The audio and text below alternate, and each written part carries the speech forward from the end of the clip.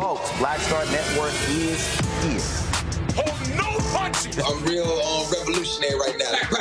Support this man, Black media. He makes sure that our stories are told.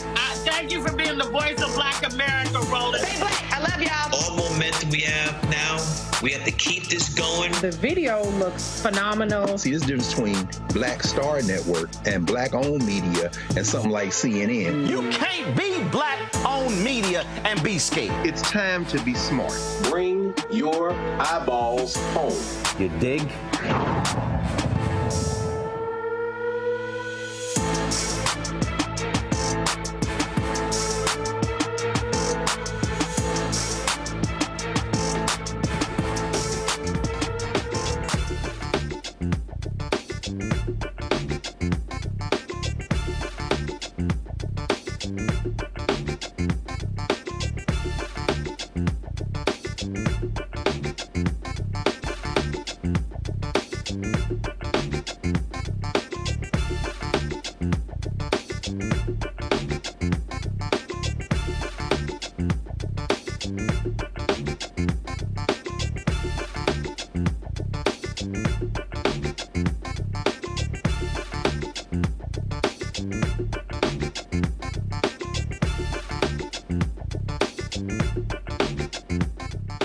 Today is Friday, February 2nd, 2024. Coming up on Roland Martin Unfiltered, streaming live on the Black Star Network.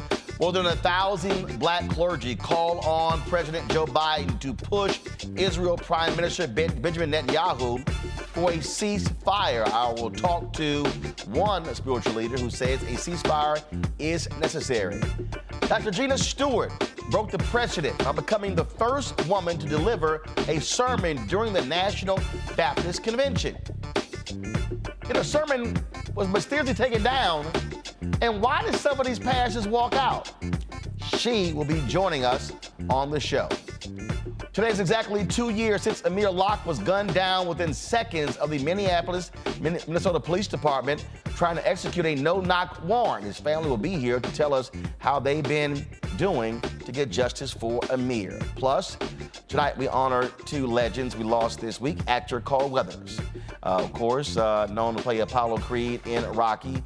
He passed today at the age of 76. And we continue paying tribute to civil rights activist and radio talk show host Joe Madison, known as the Black Eagle. We'll talk to one of his Sirius XM radio hosts, Lori Daniels Favors. Also, Vice President Kamala Harris called into the network to express her thoughts on the passing of Joe. We'll have that. Plus, last night I was in Dallas. We'll hear from Reverend Al Sharpton, Reverend Frederick Douglass Haynes III, and also Harry Johnson, the MLK Memorial Foundation, with their tributes to Joe as well. It is time to bring the funk on Roland Martin Unfiltered on the Black Star Network. Let's go. He's got it. Whatever the miss, he's on it. Whatever it is, he's got the scoop, the fact, the find. And when it breaks, he's right on time and it's rolling. Best believe he's knowing. Putting it down from sports to news to politics. With entertainment just for kicks, he's rolling. It's on go, roll, y'all. It's Roland Martin, yeah. Rolling with Roland now. He's funk, he's fresh, he's real, the best, you know he's Roland Martin now.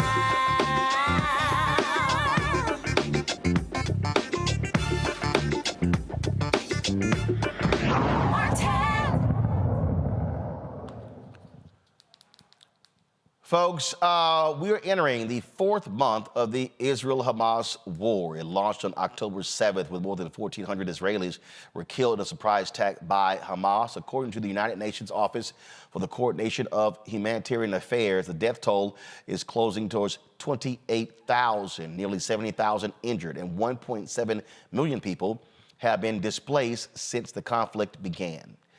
A coalition of more than 1,000 black pastors and faith leaders are pressuring the Biden administration to push for a ceasefire. Folks, through meetings with White House officials, open letters and of course ads in newspapers, ministers have made a moral case for President Biden and his administration to do all they can to pressure Israel to cease its offensive operations in Gaza. Joining me now is Reverend Dr. Barbara Williams Skinner, co-chair of the National Black Clergy Network. Dr. Skinner, glad to have you here. So, how has this been building? Obviously, you don't pull together 1,000 just by happenstance. And so, has this been the case since this war started, or did it pick up steam the last 2 months? First of all, we do want to give God the glory for the life of Joe Madison and his amazing legacy.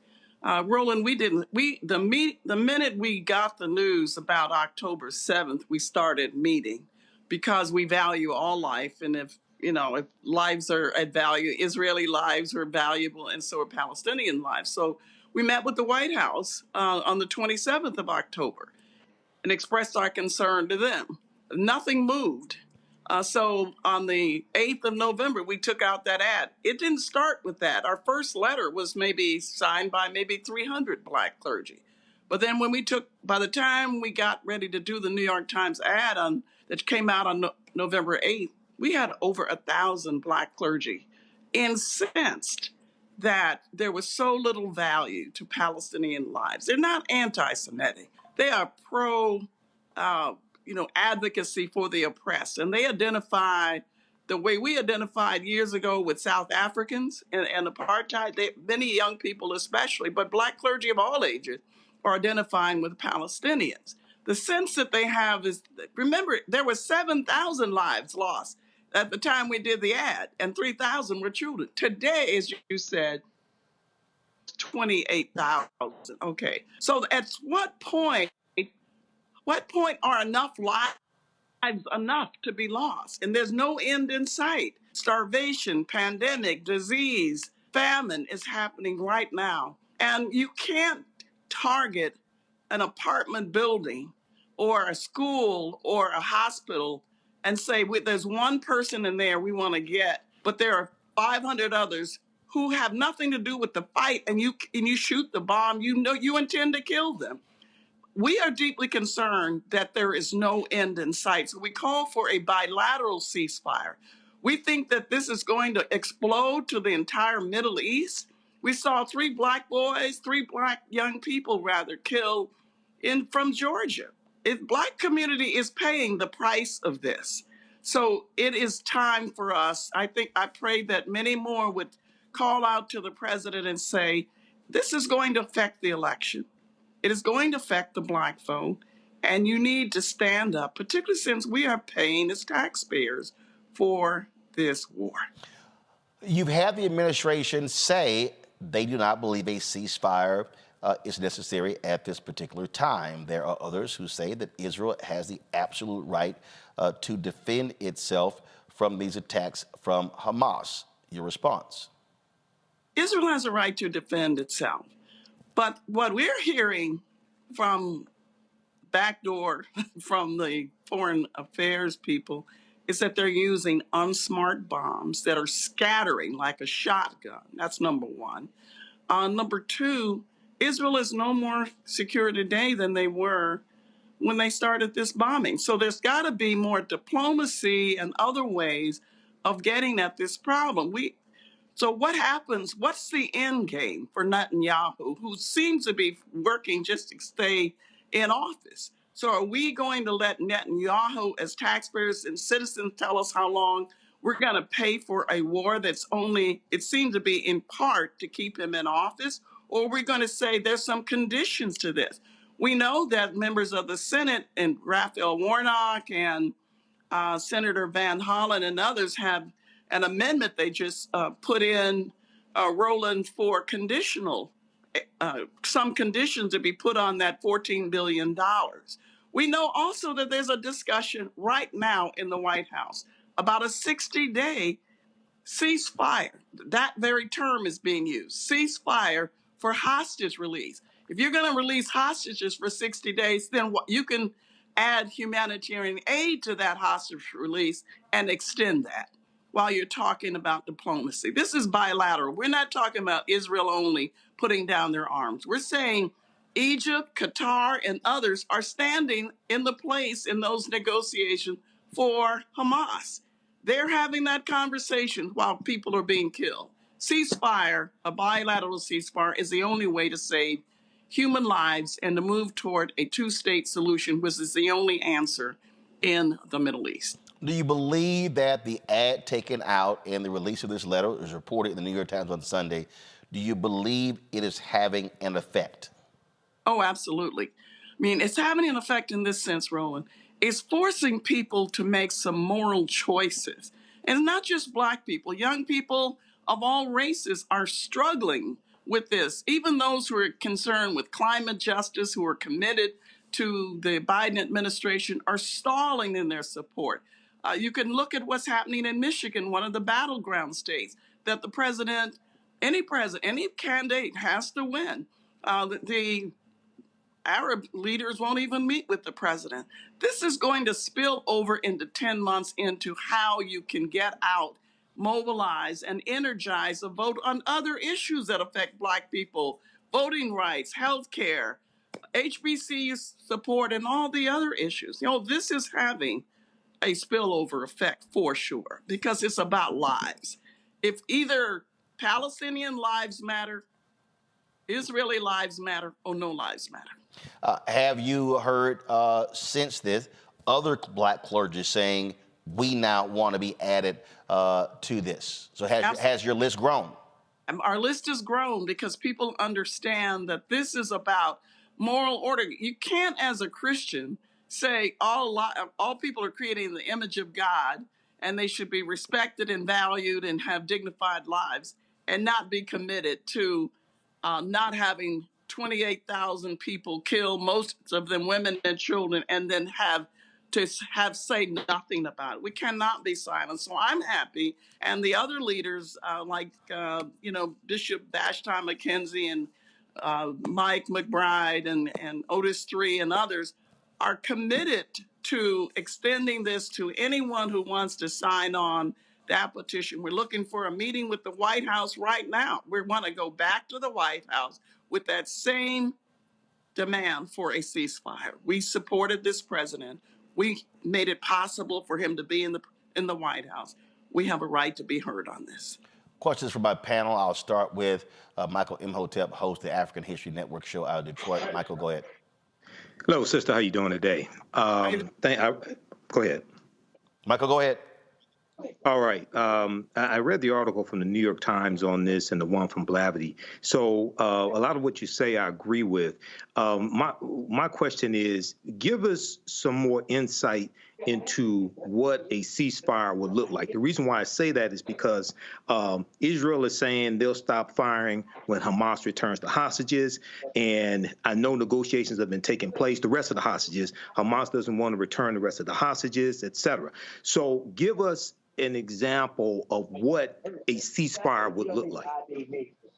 So there is right now my resolution that is being talked about at the White House. Yeah. That involves the agents for Hamas in Qatar and Egypt, and maybe Saudi Arabia, but at least Qatar and Egypt, for a 60-day and maybe longer. And they're using the word ceasefire. So if you can cease fire, which means both sides put down their weapons, some restoration of humanity in the Gaza hospitals. Right now, there's one toilet for 2,000 people. I mean, this is their people are starving to death. So there's got to be some restoration of human life and living in the Gaza. Then you can talk about it for longer than 60 days. My point is, if you can figure it out for 60 days and what you do to put down the arms, then you're negotiating during that time, you can extend that. Okay. All right. Thank you. Kelly Bethea, communication strategist out of D.C. Kelly, go ahead. Thank you. My question is a little bit more political. I understand the humanitarian aspect of this ordeal, and you're absolutely right. A ceasefire does need to happen purely for the humanitarian aspect of it. But the fact of the matter is, we are in a political year, and as it stands right now, the only two viable options that have been presented to us are Donald Trump or Joe Biden. So how are we to, especially as Black Christians, how are you recommending how to reconcile this issue? Being that I know a lot of people who are really truly morally conflicted regarding this issue and voting for President Biden. So how do we reconcile the, I don't want to say non-response, but not responsive enough administration on this issue with the fact that we really are in a black and white matter as far as the election is concerned for 2024? I appreciate your question. I think, yes, we are conflicted. Many of us are. But let's look at it another way.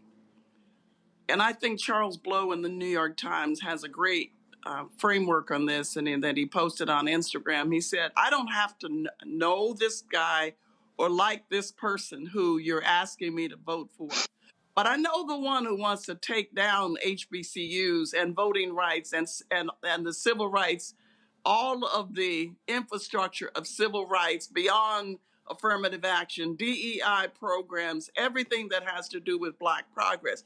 So maybe we have to talk about the person we work against for our interests. Even while we're fighting with the White House to move on this other issue,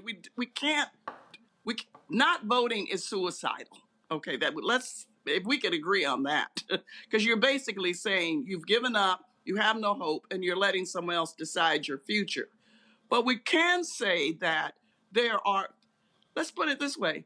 Most of the issues, if you listen to Black pollster Terrence Woodbury, most of the issues that Black people ask President Biden to do, HBCU support, higher than ever, student loans, other issues, he has done. They've done a poor job of even communicating it, but they have done. But so you have to ask yourself, what should we be fighting for to save our own lives? What will make sure that someone who wants to deconstruct the entire democracy and all of the freedoms that Black people have gained and marginalized people have gained, there'll be no issue there. It's a non-starter. So at least in a democracy, I have a right to fight. I have a right to protest freely. I have other rights. So it's not a problem for me to talk about what I'm fighting for. I'm fighting for my children, my children's children, their right to be treated decently as Black Americans. That will not happen under the other guy. Trust me. So I've got to fight on both sides. But I'm not complicit in the sense that who should I vote for? I'm torn because I'm upset with someone who said that he came into office fighting for the moral, what did he call it? The soul of America. And there's nothing about the soul of America or even across the globe that's happening in the Middle East. But I am not complicit. I'm not unclear about the fact that Donald Trump wants to take down everything that has to do with people of color's freedom. So I got to fight to save my people. So I'm clear about that. Thank you. Matt Manning, civil rights attorney, joining us from Corpus Christi, Texas. Matt, go right ahead. Well, I'm actually down on the border today, so if you can't hear me well, it's because my service isn't great. But we got Dr. you. William Skinner, my question for you is, what are you hearing from your parishioners about their opinions and beliefs as it relates to the ceasefire, and what do you extrapolate from that, kind of to Kelly's question, in terms of what you expect their voting behavior to be in this election cycle coming up? I think we have to be honest, I think we have an uphill battle, not just with younger African Americans, but with African Americans, period. Christians, I can speak for, not other races or faiths, who are struggling with, we are oppressed people, The Palestinians are oppressed. We identify with them. The longer this goes on, the harder it's going to be to make a moral argument for the current president, the longer this goes on. That's a fact. And 10 months is a very short time to mobilize our people. Many of us have started already. And so we're starting with the messaging. But what we're hearing is people are torn about this war, even as they are clear about what the alternatives will do to tear down every point of freedom that Black people have ever gained in this country. All right. Dr. Barbara Williams-Skinner, we appreciate it. Thank you so very much. You are welcome. God bless you. Folks, got to go to a break. We come back, more on Roland Martin Unfiltered, including we'll be talking about the Amir Locke story also. And Dr. Gina Stewart, okay, female pastor, preaches at the National Baptist Convention. All of a sudden, her sermon and all the sermons on their Facebook page comes up missing. They say, oh, it got hacked. Really, y'all? She'll join us. It's time. Folks, we'll be right back on Roland Martin Unfiltered right here on the Black Star Network.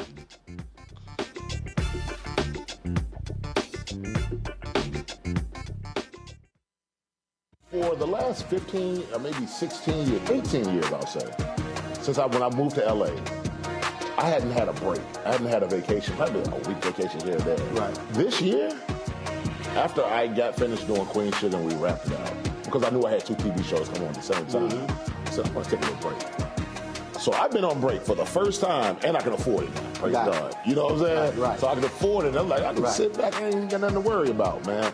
But this was the first time in almost in 2 decades that I've actually had time to sit back and smell the roses.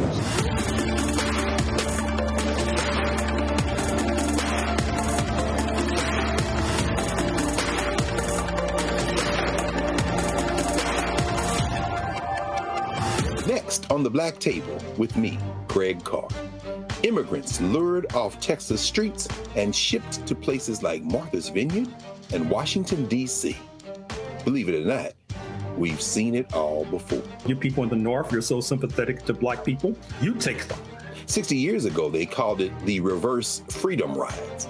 Back then, Southern governors shipped Black people north with the false promise of jobs and a better life. It's a part of a well-known playbook being brought back to life. So what's next? That's next on the Black Table, a conversation with Dr. Gerald Horne about this issue of the reverse freedom rides, right here on the Black Star Network. Hey, yo, what's up? It's Mr. Dalvin right here. What's up? This is KC, sitting here representing the Jodeci, that's Jodeci, right here on Roland Martin Unfiltered.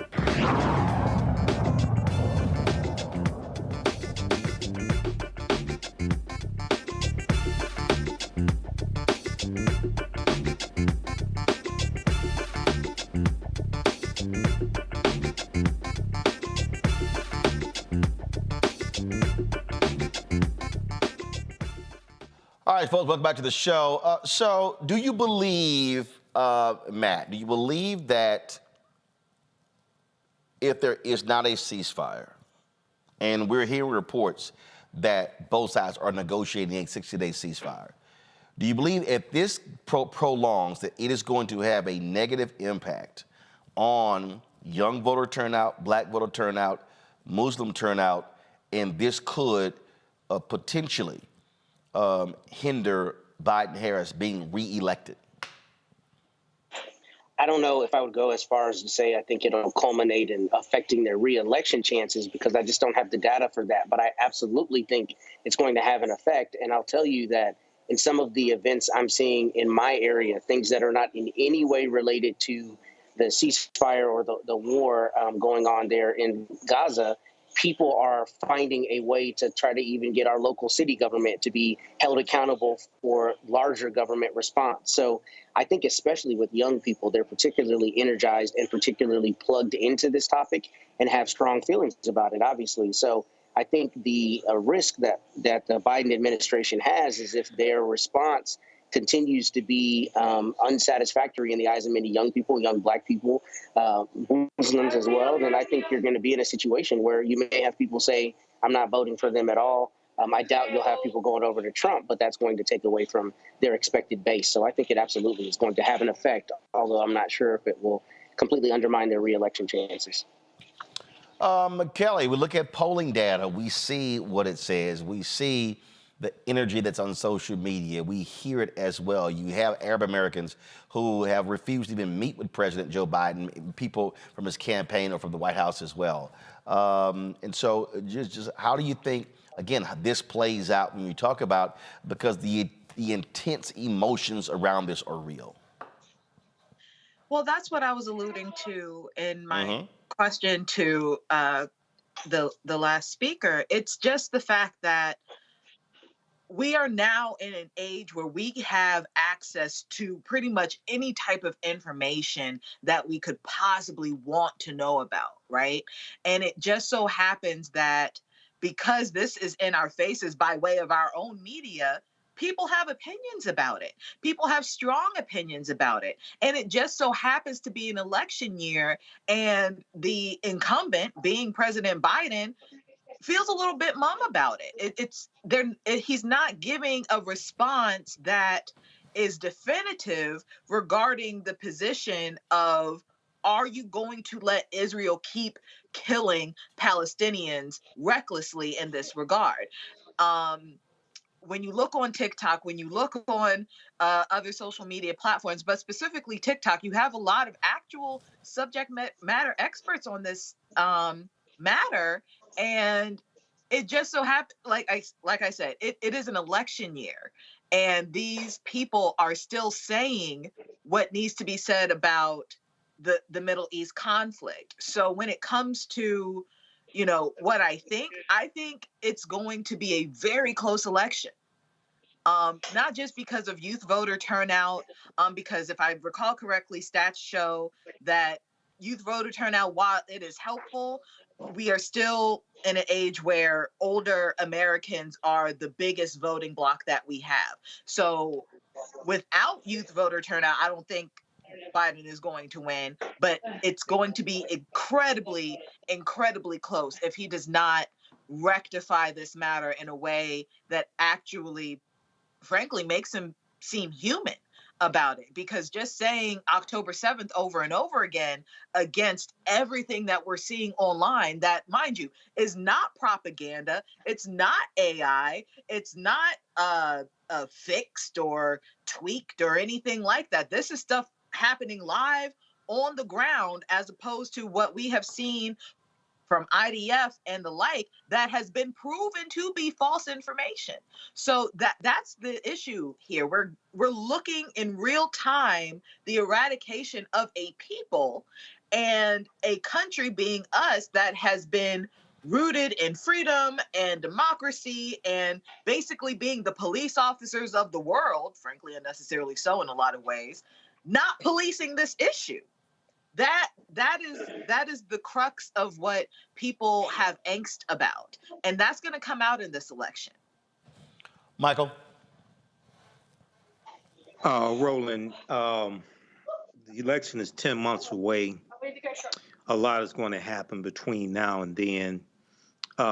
It could have an effect on the youth vote. It could depress the youth vote if a ceasefire does not happen. Now, hostages can be released without a permanent ceasefire taking place. So a lot of this is unknown. It's going to be a close election. It was going to be a close election before this happened, October 7th. Okay, in the 2020 election really came down to about 40,000 votes over 3 or 4 states. Even though Biden won by 7 million popular votes, it was those 40,000 votes in about 3 or 4 states that gave him the 306, I think it was, electoral college votes that put him over 270.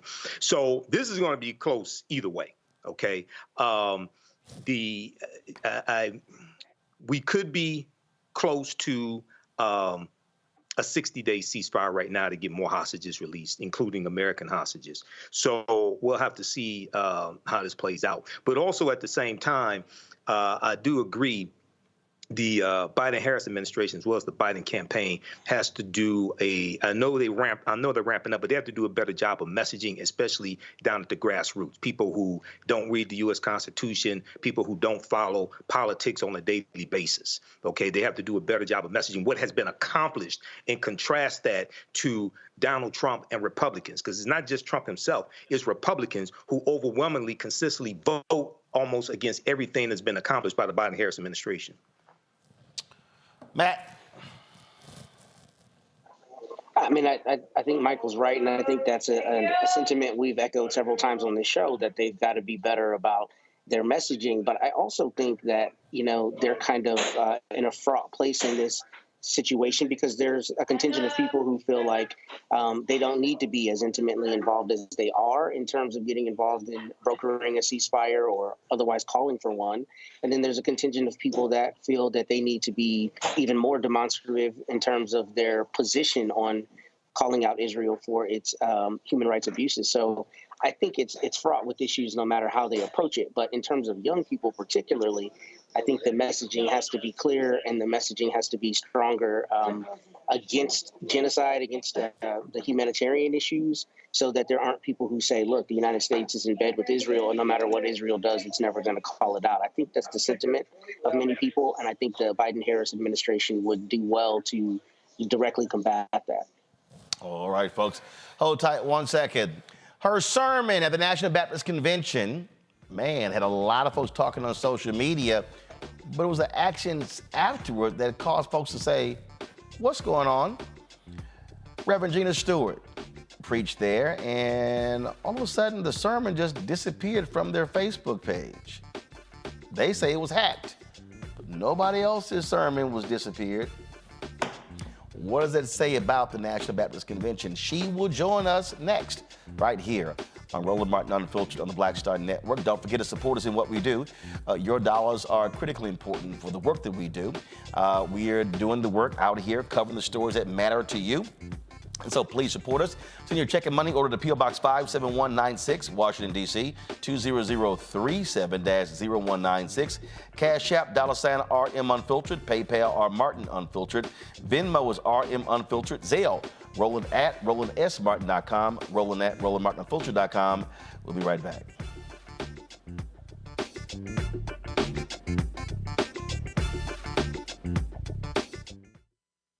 Grow your business or career with Grow with Google's wide range of online courses, digital training, and tools. Gain in-demand job skills with flexible online training programs designed to put you on the fast track to jobs in high-growth fields. No experience is necessary. Learn at your own pace. Complete the online certificate program on your own terms. Stand out to employers, get on a path to in-demand jobs, and connect with top employers who are currently hiring. Take one professional career certificate program or all 6. Earn a Google Career Certificate to prepare for a job in a high-growth field like data analytics, project management, UX design, cybersecurity, and more. All professional career certificate programs must be completed by December 31st, 2024. Scan the QR code to complete the application. There are 1,000 scholarships available. Grow with Google and J. Hood and Associates. Be job ready and qualify for in-demand jobs. I'm Faraji Muhammad, live from LA.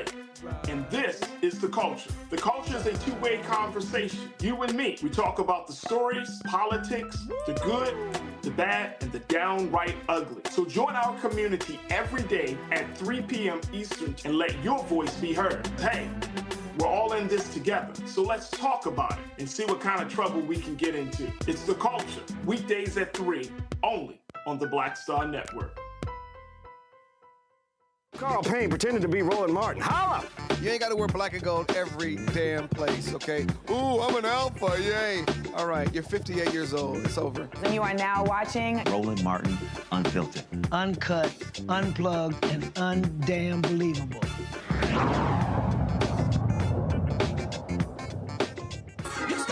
Spirituality as a if you're prejudiced, just say you're prejudiced. If you're a sexist, say you're a sexist. If you're a racist, say you're a racist. If you're homophobic, say you're homophobic. Stop using your spirituality.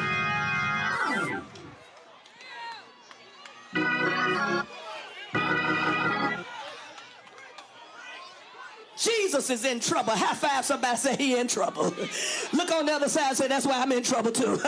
He's in trouble because he won't conform to their expectations. He refuses to conform to their agenda. He shifts the power paradigm. He rejected oppressive structures. He advocated for a kingdom where the first shall be last and the last shall be first. They send Jesus to Pilate to do what they don't have the backbone, Roger, to do on their own. Touch your neighbor and say, if you want to do dirt, you might as well have some backbone.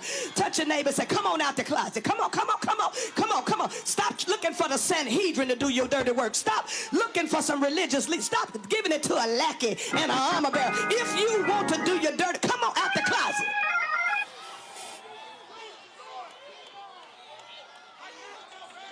In his book, Shaping the Claim, Dr. Marvin McMichael asserts that instead of using biblical characters as models of how we should live, we should use them as mirrors of how we actually do live. The truth of the matter is we don't want to be like Pilate, but we really are. The truth of the matter is we want to stand up for justice, but we get scared. The truth of the matter is that we want to let Jesus go free, but we are worried about political expediency. We're worried about being put out. We're worried about being talked about. We're worried about being ostracized. Pilate reminds us that ergament day, we are called to answer the question, what will you do with Jesus? Because there are lots of folk who claim to follow Jesus, but their ideals and their ideology and their practices and their conduct and behavior are antithetical to the Jesus who was tried before Pilate. The Jesus who stood before Pilate spoke truth to power.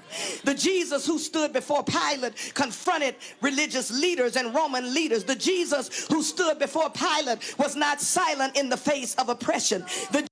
You stop using spirituality as if you're prejudiced, just say. All right, folks. Dr. Gina Stewart, the lead pastor at Christ Missionary Baptist Church out of Memphis, became the first woman to preach at the National Baptist Convention Joint Board Session last month. Folks were commenting on social media. A lot of people said they were pleased to see that. They were posting clips. Then all of a sudden, for some reason, the recording of her sermon, it was streamed, mysteriously disappeared from the National Baptist Convention's Facebook page. Now, they claim that it got hacked. But the problem is nobody else's sermon was deleted. Now, the sermon, we found it on the church's YouTube page. Dr. Gina Stewart joins us right now from Memphis. Glad to have you on the show. My wife, Reverend Dr. Jackie Hood Martins, had sent me a text about you preaching.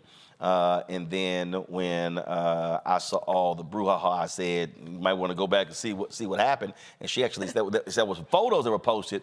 She had sent me because apparently it was a Facebook, somebody posted on Facebook that some of the ministers walked out when you came to the podium. Did you see that happen? First of all, let me thank you, Roland, for this invitation and for the opportunity to share. No, I did not see it. I heard that there were persons who walked out during my preachment and also prior to me getting up to preach, but I did not see it myself. So now I also understand that the sermon is back on the Facebook page, but I was also told that at the end of your sermon, you preached about the need for the church to respect black female preachers. But apparently that's missing? It's my understanding that the sermon has been edited. I've been traveling since I preached there last week, and so I have not had a chance to go and view it myself. But if you're talking about basically the part after the celebration, where I was really trying to encourage the persons who were in attendance to practice what Dr.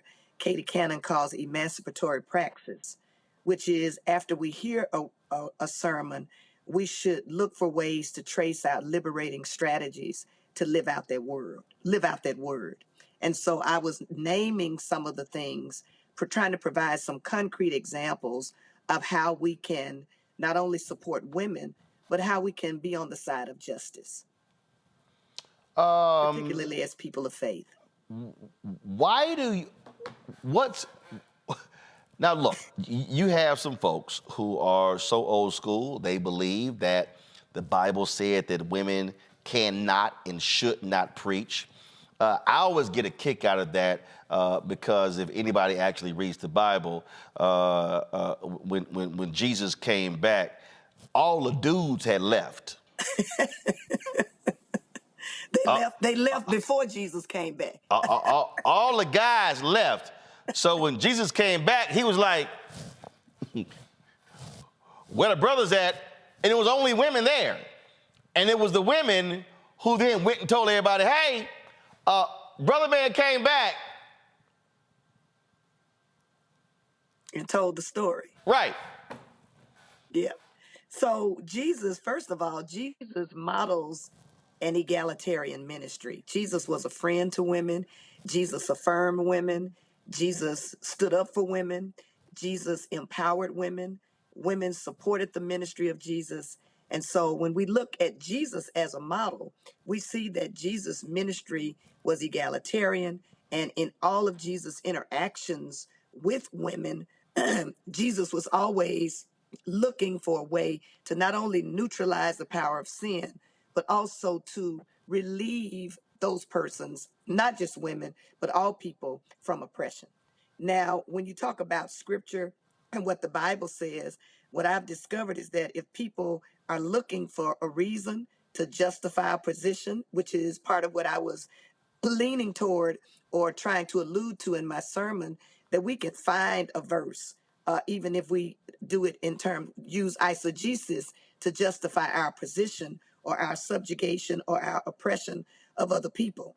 But when we read the biblical witness, we find in the Old Testament as well as in the New Testament that women have always been used by God and that Jesus was certainly a friend to women, an advocate.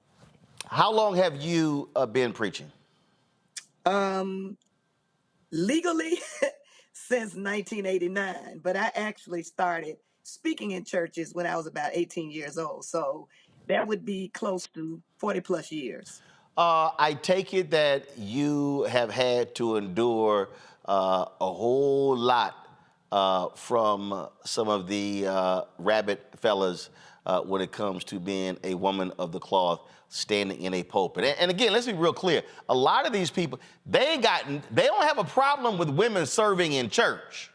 Right. So they ain't got a problem with women counting the money, being the usher in the choir. So all these other, but oh no, you can't stay in the pulpit. So I'm sure you've got some quite interesting stories. Oh yeah, yeah.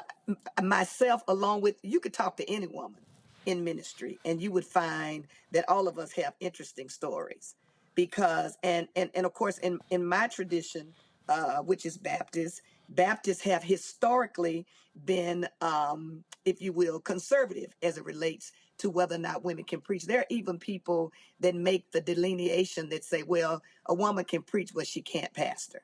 And I've been pastoring close to 29 years, and you would not even begin to imagine some of the things that people have said to members of my church over the years, male and female. When I was initially called to pastor, people said people would tell my members that they would go to hell because the pastor was a woman. I've had people to join our church excited about being a part of the ministry, but because some authority figure in their life misinterprets scripture or misapplies scripture and makes them feel that they are out of the will of God, they have left the church because of that. So when you talk about the stories that could be told, yes, I have stories, but there are hundreds of other women who are basically trying to fulfill the call of God on their lives that have encountered resistance, subjugation, marginalization, invisibility, and what we saw, an example of what we saw with what happened to my sermon, and although I don't really know what happened, but when it was deleted, it was a form of erasure, erasing a woman's voice. As my homiletics professor, Dr. Courtney Buggs, and I were talking yesterday, this is erasure, because if it's not there, it does not exist. And so, yes, to answer your question, yeah, we have plenty of stories to tell. We don't even have enough time to talk about the stories and the incidents that we've experienced. I mean, I've been invited to do words of comfort, and this has happened as a pastor. I've been invited, and it has happened a while ago, but I've been invited to do words of comfort as a pastor for members of my church who invited me to come and have words of comfort. And there have been pastors, not many, but a few, who have called me in advance and said, I haven't taught my people yet about women in ministry. So I just want to ask you, when you come, if you sit in the audience and not come to the pulpit. That happened to me as a pastor. I remember. When I joined the Church Without Walls, we were visiting another church, and we were leaving church, and Jackie says, "Oh, I got to stop by my place. I got to change clothes." I was like, "What you got to change clothes for?" This church doesn't allow pants. And I was like, I guess we ain't going to visit that church. I said, we have to give Pastor West our and so then she started telling me about something that happened at this church where they all came in, and again, Pastor Ralph D. West, he was senior pastor at Brook Hollow Baptist Church, Church Without Walls. But at this particular church, one of the deacons, homeboy decided to go off. He was like, she can't sit on the front row. And then the other pastors from Church Without Walls says, brother, this is Reverend Jackie Hood. She's the education minister. And she tells me that he puts his hand in her face and he's looking over here and says, I don't care who she is, she can't sit on the front row. And so then the other sisters in the church made room for her to sit on the second row. And I said, let me be real clear. If that ever happens and I'm there, you might as well go get some bail money. I said, because a deacon gonna get his ass whooped. That's exactly what I said. I said, I don't play. I said, I'm telling you right now, I said, go get some bail money, because a deacon's gonna get beat down at the front of the church if he put his hand in your face in my presence. I'm just letting you know how this gonna go down. So what happened? Well, did she leave? Oh, no, she sat the second row because, again, this is before we got together. This is before we got that. Okay. Oh, no, the story would not have ended that way if I was actually there at the church. But it's that kind of insanity that to me is just beyond stupid.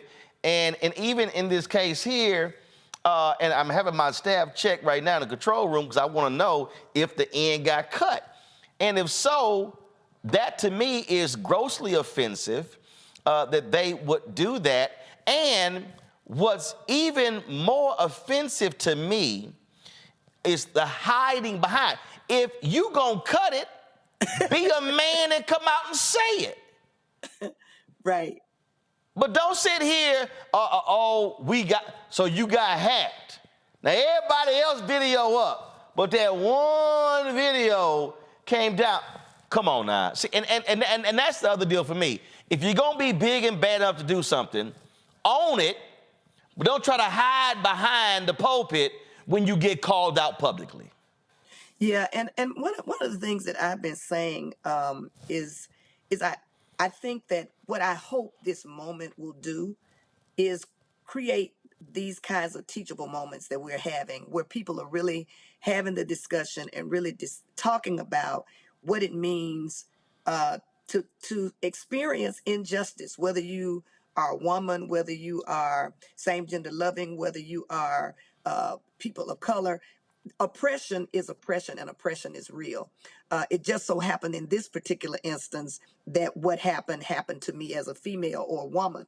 But I'm hoping that this will lead to a larger conversation about why the symptoms of what we saw with the removal of a video exist. Because when we're talking about our symptoms, what we really need to address is the systems that continually contribute to the oppression, the marginalization, the invisibility of women and other oppressed groups. And one of those systems is patriarchy. One of those systems is sexism. One of those systems is misogyny. These are the larger issues that we often don't really want to talk about, because when we bring those up, much as when we bring up racism, people think that we are complaining, that we're fussing, that you have a complex and all those kinds of things. And yet these are the systems that are deeply embedded in society, in culture, and in our churches. And the tragedy is that they go on without impunity. As you said, that deacon pointed his finger in your wife's face unapologetically.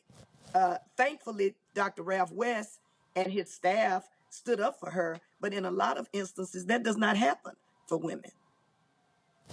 All is when that. Have you heard from Dr. Jerry Young, the president of the? And so, what did he say to you? He apologized, and he informed me that he would never do something like that. That the same thing he said publicly in the convention is what he said to me, that they believed that it was hacked. And he said that he had friends with the FBI that he had considered contacting, but someone advised him that he didn't need to contact the FBI. I'm sorry. Hold up. See, right. Roland, See, hold up. Right, go ahead. He would, and someone advised him to contact the FBI. To contact Facebook. And what I said to Dr. Young is similar to what I'm still advocating. And that is, I said to him, I appreciated his phone call and I thanked him for his apology. But and he was saying, I would never do that. And I said, but you must realize that because of the appearance of what occurred, perception is reality. And that it did not appear to be a coincidence, but it appeared to be a targeted incident where the only female who preached my sermon was removed. I also said to him that I believe this could be a pivotal moment for the convention, because there are many women who serve in that particular convention, and that question, the woman question, still needs to be addressed. And what I tried to encourage him to do in my comments to him in terms of his apology with that was that this is a pivotal moment. This could be a teaching moment. This could be a moment of liberation for the convention, a moment of liberation for the women that serve and serve diligently, who give their money, who serve, and not just for the National Baptist Convention, because we know that the needle still has not moved very much. There are many more women that serve. Several women have been elected to serve in pastoral leadership, and people are beginning to consider women, but the numbers, there's still a great disparity. And so what I said to him was, this could be a very pivotal moment. If we really want to talk about this, let's talk about this in ways that we can address why this needs to stop happening, and not why it happened, but why it needs to stop happening. Well, and what we've seen in the Southern Baptist Convention, how they are pulling back, how they are literally telling women, don't you dare call yourself reverend. In fact, that's what happened to Reverend Jackie. She was one of the top teachers at Lifeway. And they literally told her, you have to you take Reverend off of your website. Do not refer to Reverend, or we are going to stop allowing you to be a Lifeway instructor. And I remember Reverend Fred Luter, who later became head of the Southern Baptist Convention. President. He said to me that, whenever she was teaching her class, he said, we all flocked to her class. He said, I remember being in the class, but that's what the Southern Baptist Convention did. And the only thing I can give them credit for is being honest. Yeah, I mean, they were upfront about it, and that has caused a serious problem because you've got a number of women who they've made it perfectly clear you're not going to call yourself a reverend, you're not going to call yourself a pastor, and that's been, again, they want to return it to being a very conservative convention, and the reality is that is causing friction. Numbers are dropping. The fastest growing part of the Christian church today is non-denominational. Folk not wanting to align with these denominations and all of their archaic rules. And to piggyback on what you've said, the other fastest growing population is the nuns, the non-affiliated, people who are not affiliated with any kind of church or denomination, because people see the hypocrisy. And I don't think people expect us to be perfect. People expect the church to be perfect, but they do expect us to be honest, expect us to be authentic, expect us to be realistic, even as we are struggling to think about how we want to practice Christianity and how we want to live out our lives as Christians, particularly those of us who claim to be followers of Jesus of Nazareth. Hold tight 1 second. I'm going to go to a quick break. When I come back, my panel, they've got some questions. Folks, we're talking to Reverend Gina Stewart of Christ Missionary Baptist Church out of Memphis, who was the first woman to preach at the National Baptist Convention Joint Board session. And it caused some of them to get in their feelings. We'll discuss more when we come back. Roland Martin Unfiltered right here on the Black Star Network.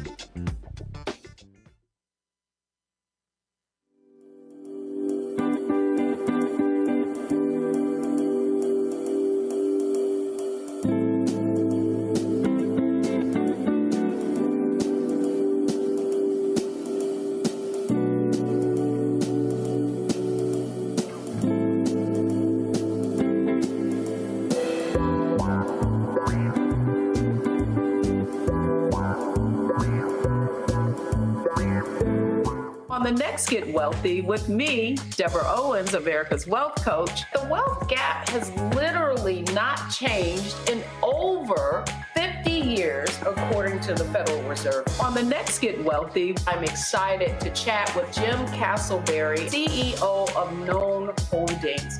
They have created a platform, an ecosystem to bring resources to Blacks and people of color so they can scale their business. Even though we've had several examples of African Americans and other people of color being able to be successful, we still aren't seeing the mass level of us being lifted up.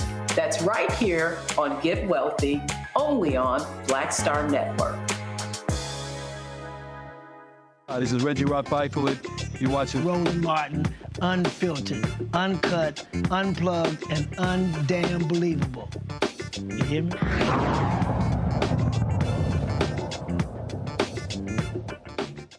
All right, folks, welcome back to Roland Martin Unfiltered. Some of y'all in the YouTube chat got me laughing. Y'all sitting here saying, Roland, I can't believe you sat there and cussed with the preacher on the show. First of all, in the words of Reverend Dr. William Barber, ass is in the Bible. Y'all know I ain't got no sense, so look, I ain't the one with papers. Look, Matt, like, I know he ain't just do that. I did. But I know Homer would have got beat down, just letting y'all know right now. Put your hand in my, it would have been on in that church. It would have been some Holy Ghost dancing going on. I've been tap dancing on his head. All right, y'all, let's go with our questions. Let's see here. Who shall go first? Let me see who likely go to church. Probably not Michael. We know Matt a heathen. So Kelly, you first.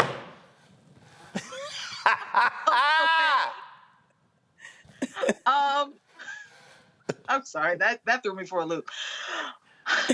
Reverend, thank you for coming on the show. Thank you. My question to you is a little personal because I actually haven't been to church in a while. I correction. I haven't had a church home in a while, specifically because of church politics. I grew up in a mega church. I saw how they treated my mom and family upon, divorces and other, interfamily things, and the hypocrisy that you mentioned. I've definitely been witness to quite a few things. So it left a bad taste in my mouth. Not saying I'm any less Christian, but I'm really discerning when it comes to a church home. So my question to you is regarding women in the pulpit in general, because that's another thing. My mom was a minister of music. I've seen her on the pulpit many times, both as a music director and a musician, but also as a preacher.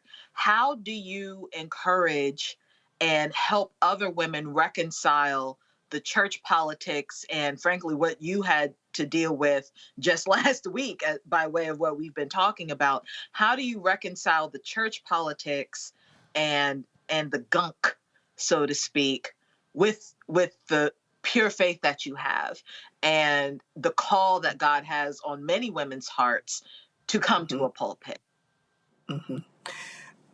That's a long question and a good question, and I'll try to give you my Cliff Note version. Yeah, praise the Lord. Yes, the Cliff Note version. My Cliff Note Kelly version. with the 8-part question. Yeah, I think first of all, you do have to recognize, number one, and I'll kind of share out of my own experience. When I was making the decision to go into ministry, I was aware of some of the resistance that I would encounter, not necessarily from my pastor, because he was very affirming of women, but because I knew that our denomination was conservative toward women, and I knew that there were people who would not necessarily embrace my calling. But what I had to do was spend some time, a season of discernment, spend some time in a season of prayer to get this green light, if you will, from God. And of course, after even talking with one of my mentors, one of the things she told me was, no one can clarify your calling. No one can validate your calling. That's something that God has to do. But she did tell me, act on what you have been told to do. And what I decided to do was act on that, yes. And I accepted my call to ministry at the age of 29, and here I am at the age of 63. And while there have been challenges, I'm glad that I said yes. As it relates to the politics, I think we have to realize that churches are spiritual organisms, but they're also made up of human people. And those people work with us on their jobs. They work with us on our jobs. They're in our sororities. They're in our fraternities. And we have to recognize that people are not where it does not yet appear what we shall be, but we are all on a trajectory of growth. And people mature at varying stages and at varying places. I don't know that you can get around politics, because wherever you have a group of people, politics is going to in some way, shape that organization.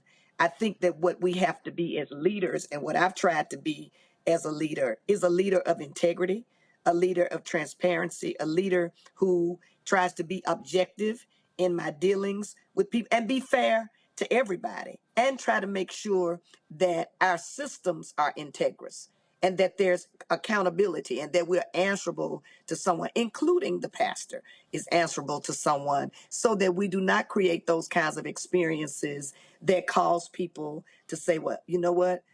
When I was growing up, they used to say, baby, just stay out the office. If you stay out of the office, and what they were really referring to, if you can stay away from the politics of church, that you would be fine. But you really cannot be involved without experiencing some of that. And so I think one of the things we have to do is realize that we're dealing with human beings who have shortcomings, not to make excuses, but we also have to realize that people. Yeah, just fact. I mean, I don't care. I mean, look, listen, the church, the club, the Fortune 500 company. I mean, you can sit here and bring up any organization where regular, ordinary folk are there. You're gonna find drama. You're gonna find all of that and trauma. I mean, drama, trauma. You're gonna have all of that sort of stuff. And for the Simple Simons out there, who are sitting here, that's the black church.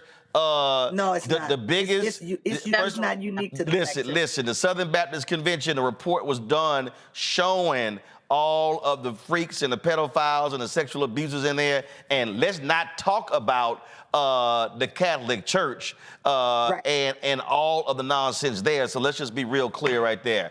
All right. And can I add, Roland, that I think the other thing has to do with expectations. Mm-hmm. And whenever there's a discrepancy between expectation and reality, disappointment occurs. When we go into a church, we have this expectation that it will be different, that it will just be joy to work with the saints, and that everybody loves Jesus and everybody is going to be above board, that people are not malicious, that you won't encounter any of the things we encounter on our job, but that is not the reality. The reality is that the same people that we work with on our jobs in these other spaces are also in our churches. Indeed. Matt? First, I want to say, Dr. Stewart, you notice that Roland talking about me, but he talking about fighting Deacon Aloysius Jenkins in the church. So hey, put your hand in my wife's face. I'm letting you know what's gonna go down. You making well, you know what? In any event. Well, we're grateful that you are willing to defend your spouse. That's for sure. Mm-hmm. Oh, listen. Do it to my wife, my sister, my mama.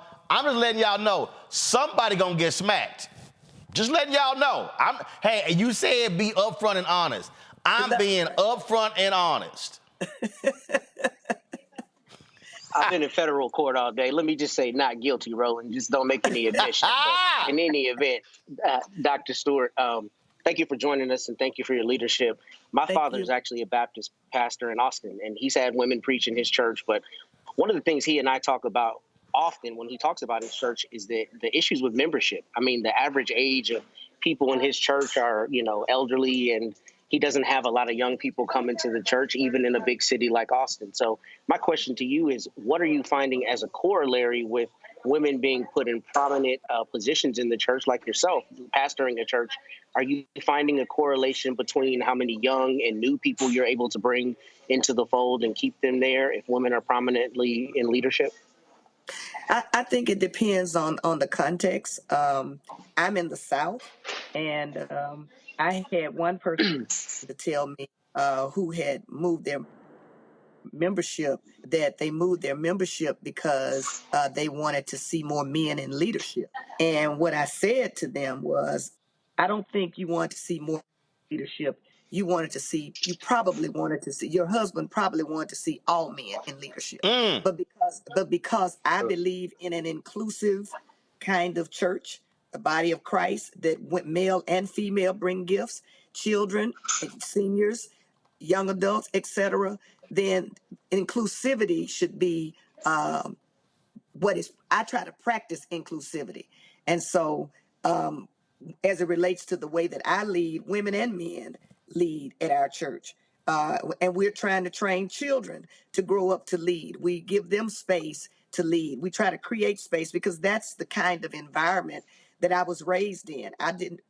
In my church environment, I did not become an adult and start serving in churches and given opportunities to lead. I was given those opportunities to lead and to nurture my gifts from the age of 10 when I was baptized up until I began to accept my call to ministry, and then later went into the pastorate. So I think a lot of it has to do with I'm saying that to say, I think a lot of it has to do with the philosophy of the pastor and that pastor's ministry philosophy.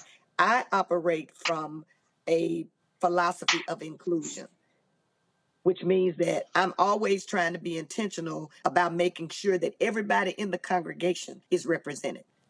Because when people come to a congregation, they need to see themselves. If a woman goes into a congregation and she doesn't see anything but men in leadership, that should be a red flag. Before the pastor says anything, it should be a red flag that this may not be a place where my gifts can flourish. Because who we put in leadership says a lot about what we think about the people that we are inviting to serve. Our values. That's right.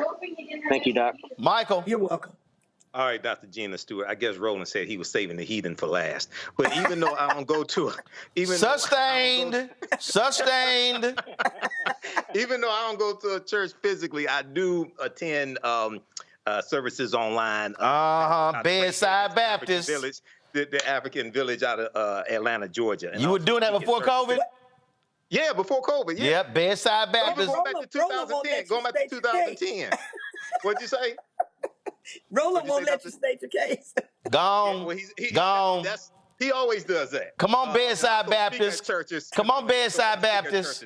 So in your January 23rd speech, you said, I think the larger issue is how has patriarchy, how has misogyny, misogynoir, and sexism to the symptoms and the kinds of practices that we see. And then right before the break, you said that this can serve as a moment of liberation, and you talked about women being oppressed in the church. What was the response from pastors, from ministers, male pastors, ministers, et cetera, when you talked about this can serve as a moment of liberation and women being oppressed in the church? What was their response to those statements?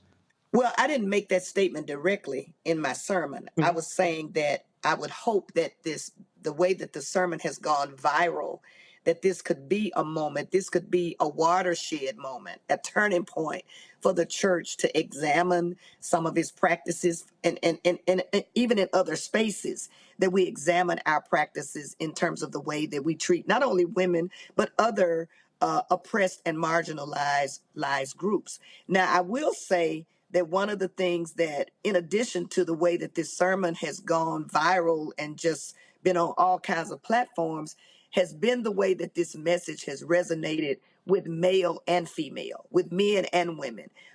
There were as many men complaining about the sermon being taken down as there were women. And I found that to be awe-inspiring and humbling at the same time, because typically you find that women will come to the defense of women, but in this particular case, it appeared to me as I have received text messages and messages of encouragement from people on social media, in my direct, folks are DMing me on Facebook. It has been men and women who have been affirming this message. And I'm hoping that will continue, that this will not just be a one-time moment, but this will be a movement, that we will really begin to try to be like Claudia, because at the end of the day, what I was really, the question of the sermon was, what will you do with Jesus of Nazareth?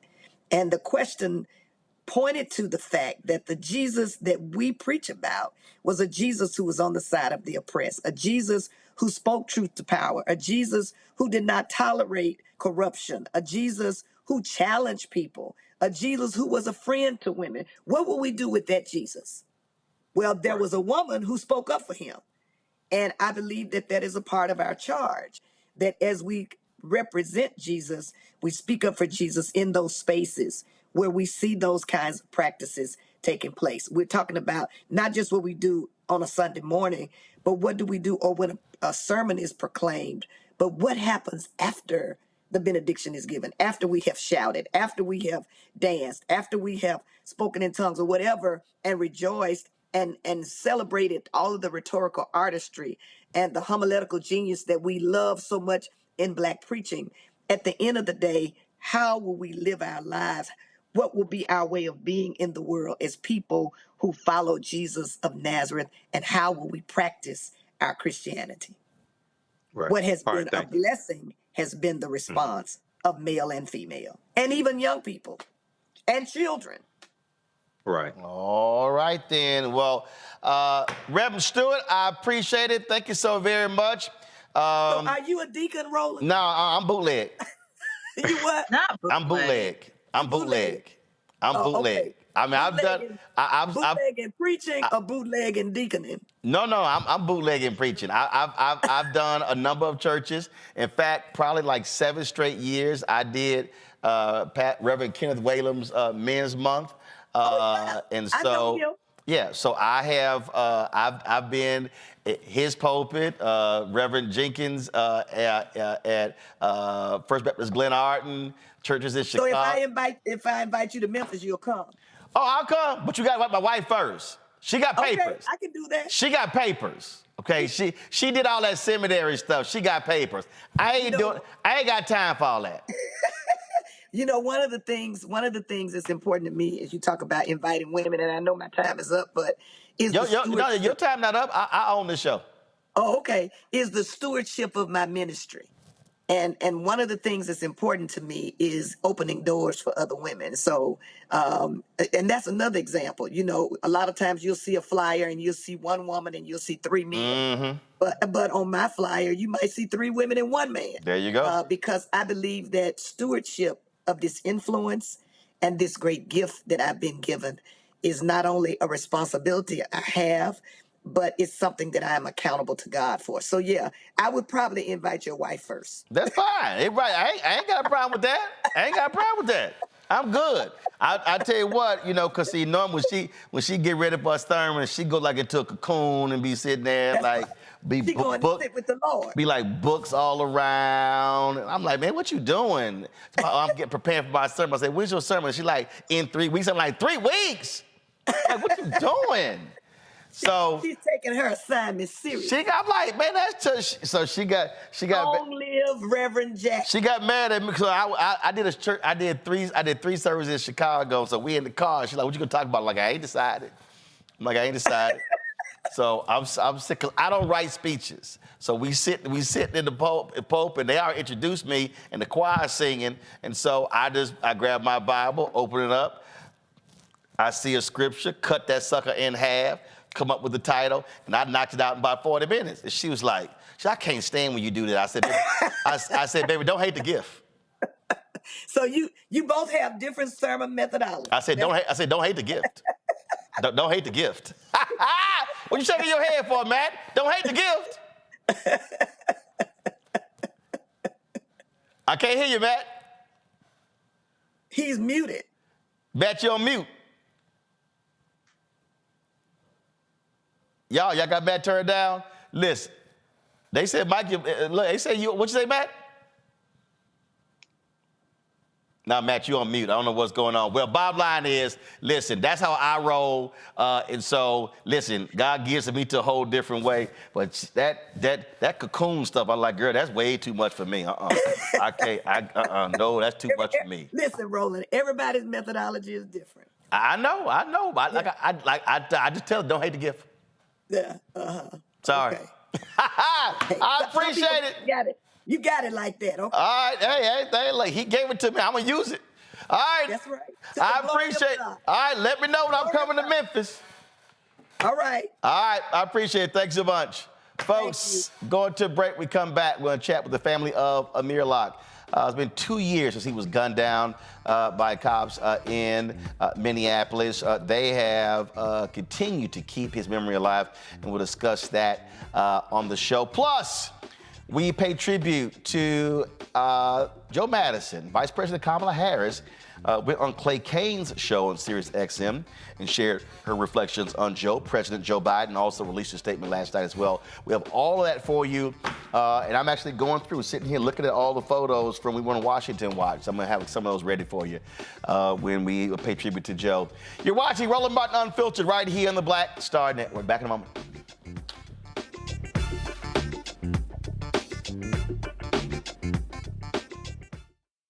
Next on The Frequency, we have an incredible conversation with my guest, Nadira Simmons, talking about her new book, First Things First, Hip-Hop Ladies That Changed the Game. The founder of Gumbo Net tells us the stories behind the women in hip-hop, starting with the first woman that promoted the hip-hop party to Megan Thee Stallion. There's even a chapter on me. Thank you so much for including me in there. It's just so you had to be in there. That's next on The Frequency on the Black Star Network. Hatred on the streets, a horrific scene, a white nationalist rally that descended into deadly violence. White people are losing their damn minds. as an angry pro-Trump mob storms the U.S. Capitol. We've seen We're about to see the rise of what I call white minority resistance. We have seen white folks in this country who simply cannot tolerate black folks voting. I think what we're seeing is the inevitable result of violent denial. This is part of American history. Every time that people of color have made progress, whether real or symbolic, there has been what Carol Anderson at Emory University calls white rage as a backlash. This is the rise of the Proud Boys and the Boogaloo Boys. America, there's going to be more of this. Here's all the Proud Boys, guys. This country is getting increasingly racist in its behaviors and its attitudes because of the fear of white people. The fear that they're taking our jobs, they're taking our resources, they're taking our women. This is white fear.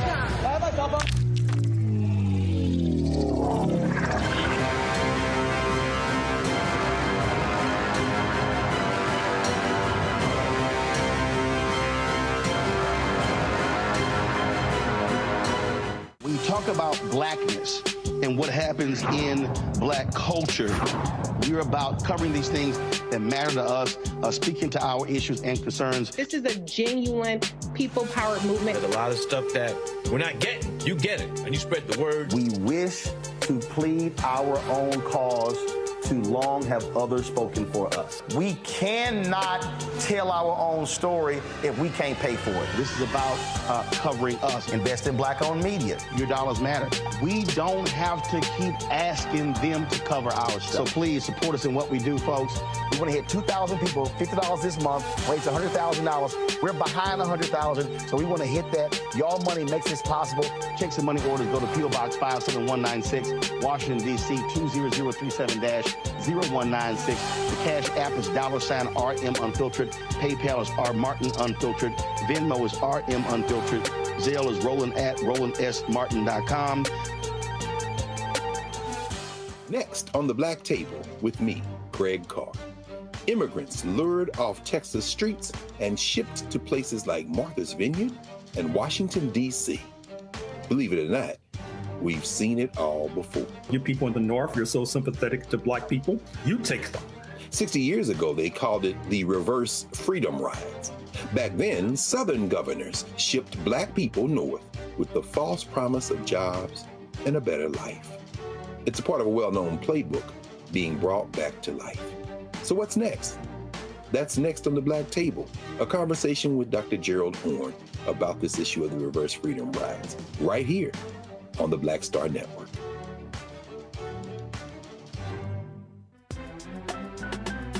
I'm Faraji Muhammad, live from LA.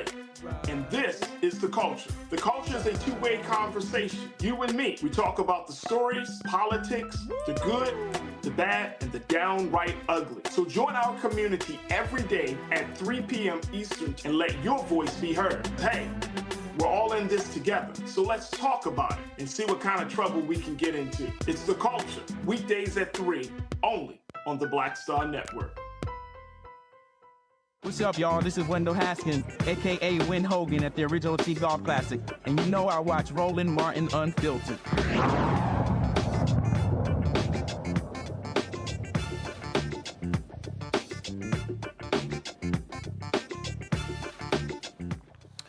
Two years ago today, the Minneapolis, Minnesota Police Department was executing a no-knock search warrant in a homicide investigation when SWAT officer Mark Hanneman opened fire on a startled Amir Locke within seconds of opening the door, fatally killing the 22-year-old.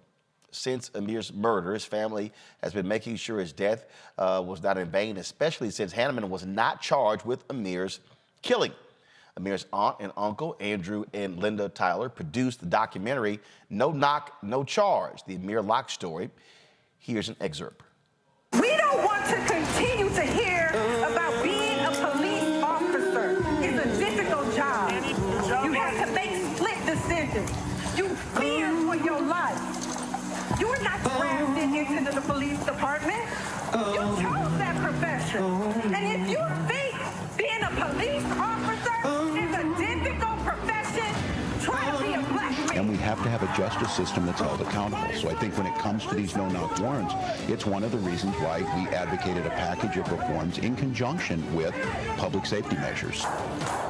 They gotta have something to lose when they have us losing so much. The thing that irks me the most is that these policies have been able to be carried out for so long.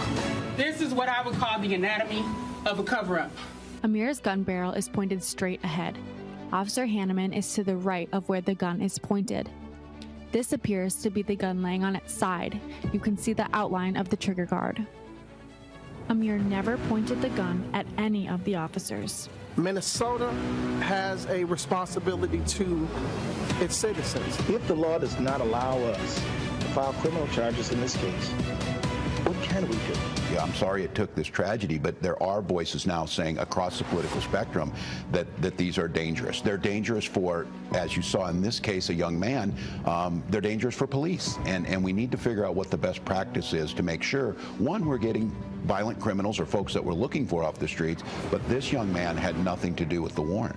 It didn't matter that Amir's name wasn't on the warrant, because we don't have a right to a name in the eyes of some in this country. They go to the funeral home after the Minneapolis coroner's office wouldn't release the body. They wouldn't allow for them to see their son. They wouldn't allow for them to identify their baby boy. See how was super wrong. PG. The word play made us do this. Amir did everything that every law-abiding gun owner in Minnesota does. Apparently, errant shots into other parts of the house, which in an apartment building puts other people at risk. Continue to have your restless nights, because I know you do. You were probably restless before they decided to not charge you today. If you had time to kick a couch 2 times, not one, but twice, you had time to de-escalate the situation of my melanin black son. Now, you're going to have to deal with me. So my question is real simple. Are you going to press charges once we show you that there's more evidence in the Amir Locke case? Or once you actually go back and review and look at all of the evidence? Folks, they join us. Andrew, his wife Linda, and Amir's parents, Karen Wells and Andre Locke Sr. Glad to have all of you here. When it comes to this documentary, obviously for some, they would say that that's just having to relive all of this over and over and over again. But why was it so important for y'all to do this, to push this story out, and for people to not forget what happened? Let's see here. Karen and Andre, I'll start with you first. Well, it's like first off, thank you for having us on the show. I thank God for this opportunity that we're able to be on your platform, that we can talk about Amir, saying that we lost him 2 years ago. For Karen and myself and for our family, it was very important, almost like the Emmett Till, the Mobley Till situation, where she was able to show the world what happened to Emmett Till. And this was Karen's take on it, and also my take on it. And I agree with that, so that we can make sure that he wasn't forgotten, and so that the world can see that the truth needs no support. Karen? Once again, I would also like to say thank you for having us on your show and continuing to be a voice for our son, Amir Locke. Like Andre Sr. stated and said, it's very important for people to understand and know that in cases like this, officers and the media always put out a one-sided narrative. And Amir was awaking out of his sleep. He was not part of the warrant. As a matter of fact, nobody that lived in that apartment was part of the warrant, which was not for a person, but they were actually using the SWAT team to search for property in a case that had nothing to do with our son. And so we want everybody to know that no-knock warrants are deadly. And as you can see, our son didn't make it out alive. And we also want them to see the truth behind an unjust slave patrol, modern day slave patrol, and how they continue to lie and murder our children. Andrew and Linda, your perspective, please. Again, Roland, we want to thank you for this opportunity because while people forget, we never forget because we lost Amir. So we have to live with it every single day.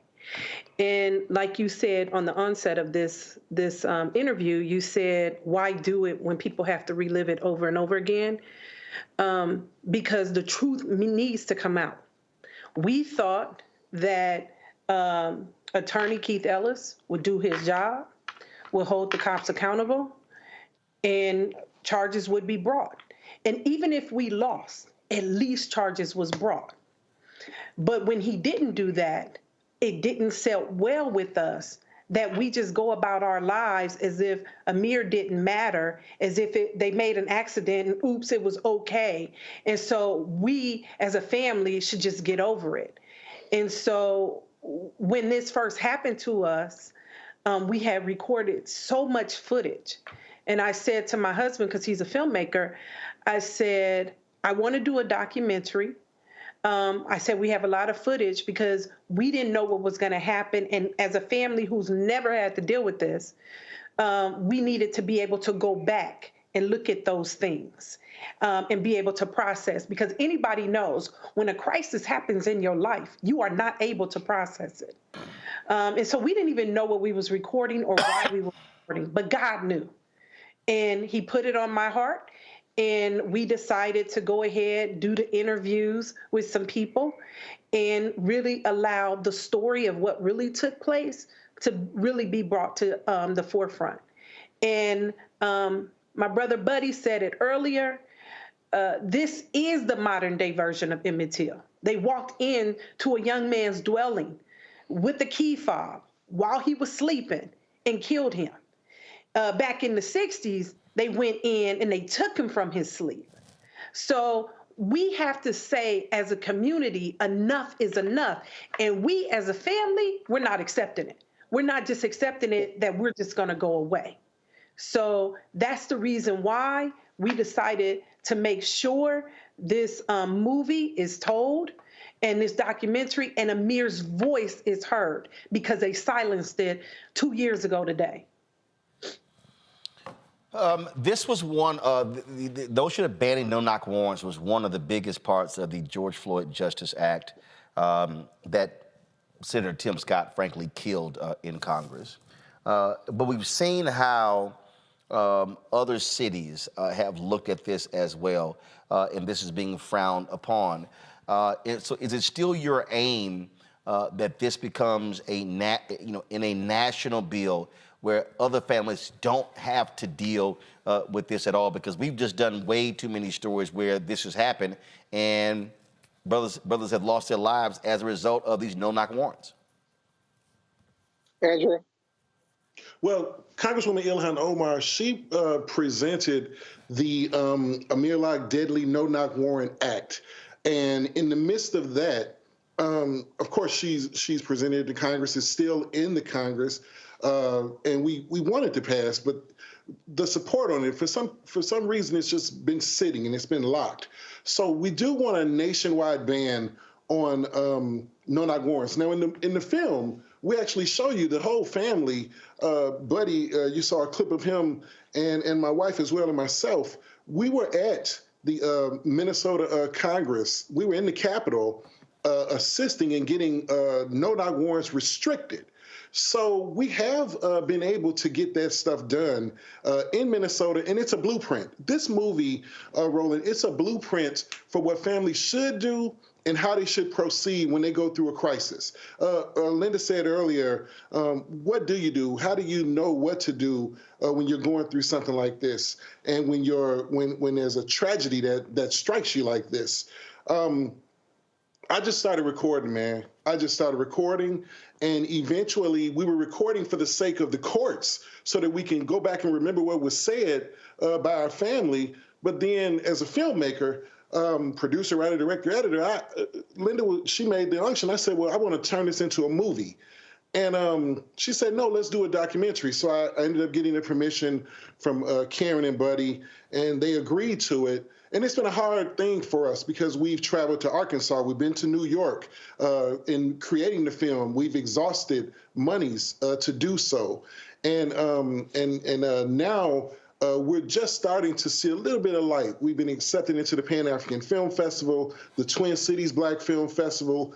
I don't know if you remember here locally, WVON with Vine TV, Miss Melody Span Cooper received us. So we've been getting some wonderful support. And I too want to thank you as well for having us on the show, because his message does need to be heard. When I think about Amir, really quick, when I think about Amir, I almost think about a martyr. You have someone sitting there and he becomes this martyr for no-knock warrants. Previous to that, it was Breonna Taylor. Well, this is not the Breonna Taylor story. This is totally different. They walked in, killed somebody, know they killed somebody, and then tried to cover it up. And what I did was I took 56 body cams and showed you what they did on camera in their own words. Nothing is filtered, nothing is altered. They say what they did, including the coroner's office, all the way down to, I mean, it is crazy what they do to Black folk. So I just wanted to make sure that this becomes a modern day blueprint more than an Emmett Till story, because we have one of the family members of Emmett Till in the movie supporting us and helping us. So Lord willing, it'll turn into something much larger for when you have a 22-year-old sitting on the couch, the police can't come in and just kill them. And this is white, Black, Mexican, Puerto Rican. This is not a Black people story. This is an American story. They continue to do it, man. They continue to do it. And no accountability, Roland. No accountability. Yep, indeed, indeed. If folks want to get more information on the film, but also on the work that y'all are doing public policy-wise, Karen, where should they go? Well, actually, they can follow all of our Facebook pages. We also have a page set up for Amir Locke. And we always go on and we post information about everything that we're doing in honor of our son and just continuing to fight and get justice for him as well. All right, then. We'll appreciate it. Keep up the good work, and thanks for your service. Thank you. All right. Folks, going to go into a break. We come back. We'll pay tribute to actor, former football player Carl Weathers, as well as continue our tribute to the Black Eagle, Joe Madison. You're watching Roland Martin Unfiltered right here on the Black Star Network. For the last 15 or maybe 16 years, 18 years, I'll say, since when I moved to LA, I hadn't had a break. I hadn't had a vacation, probably a week vacation here or there. Right. This year, after I got finished doing Queen Sugar and we wrapped it out, because I knew I had 2 TV shows coming on at the same time, I said, I'm going to take a little break. So I've been on break for the first time, and I can afford it now, praise God. You know what I'm saying? Right. So I can afford it. I'm like, I can sit back and ain't got nothing to worry about, man. But this was the first time in almost in 2 decades that I've actually had time to sit back and smell the roses.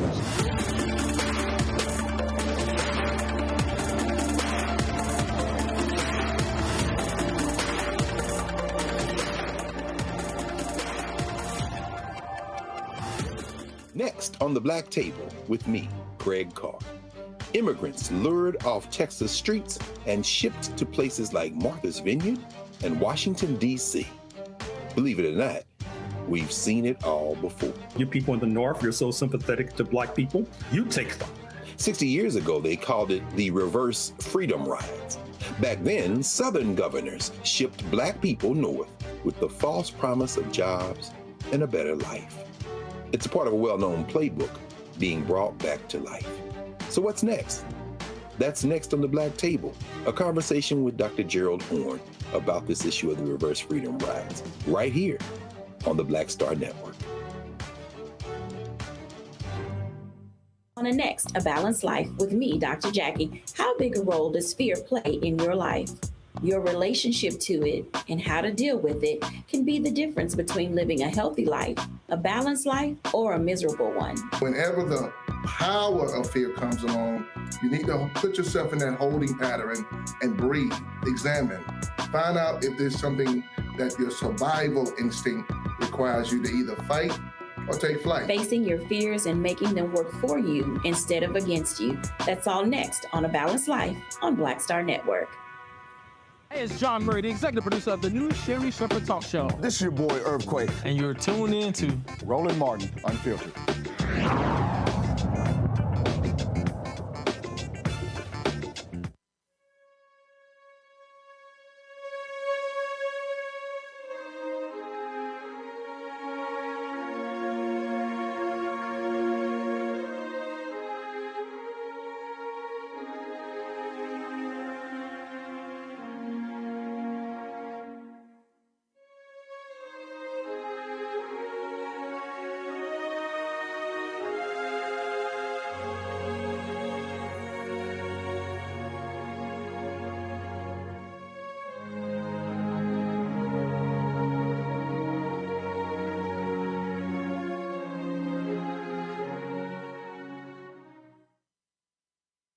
Folks, we got the news today that 76-year-old actor and athlete Carl Weathers, who starred as Apollo Creed in the first 4 Rocky films, also appeared in Predator, Happy Gilmore, and dozens of other movies and TV shows, died at the age of 76. His family released this statement about his passing. We're deeply saddened to announce the passing of Carl Weathers.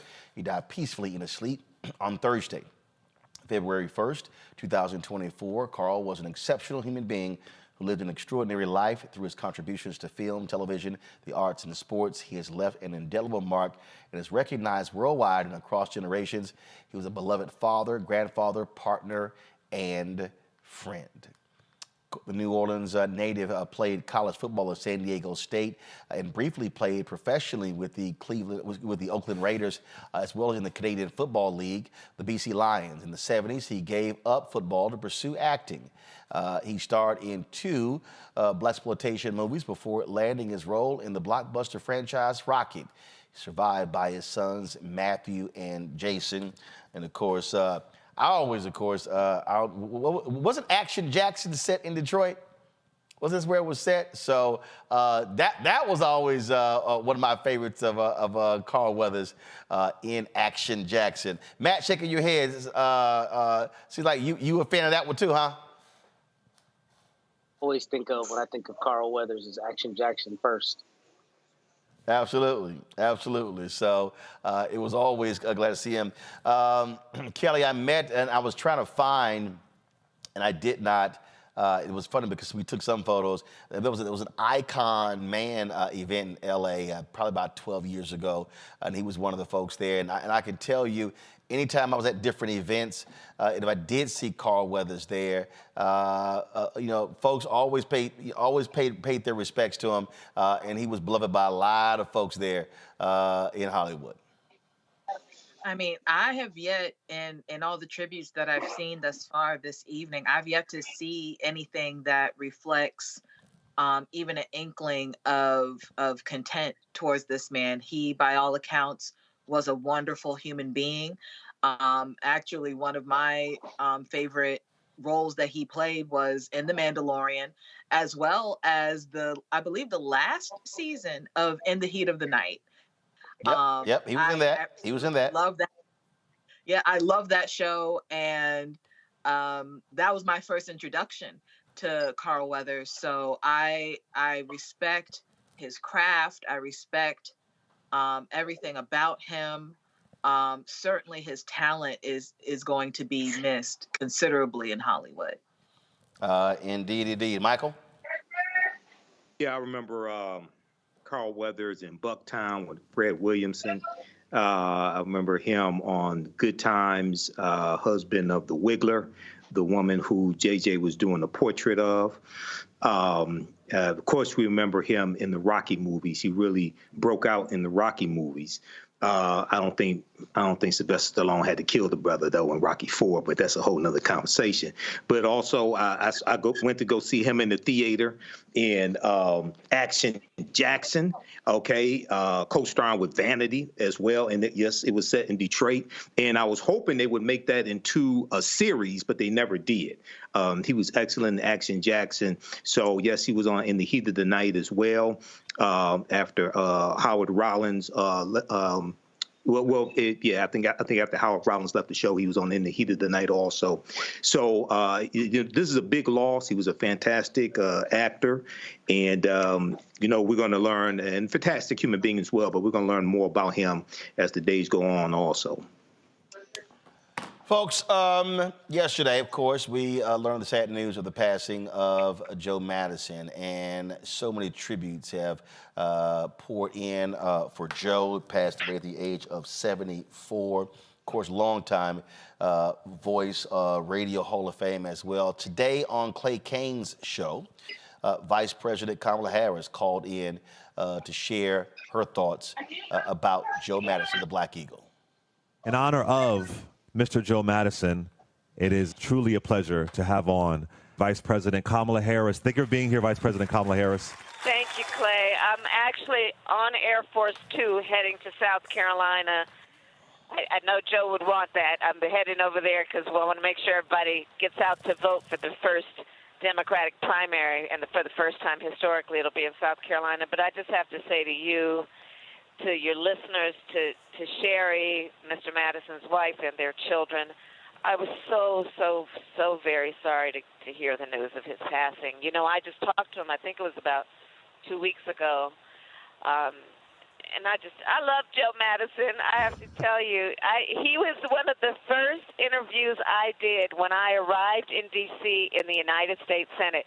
I looked it up. It was in that February. I arrived in D.C. that January of 2017, and Joe Madison was one of the first serious interviews that I did after becoming only the second black woman to join the United States Senate. And he was just such a dear, and just I always just enjoyed Loria talking with him and laughing with him about our world and our country.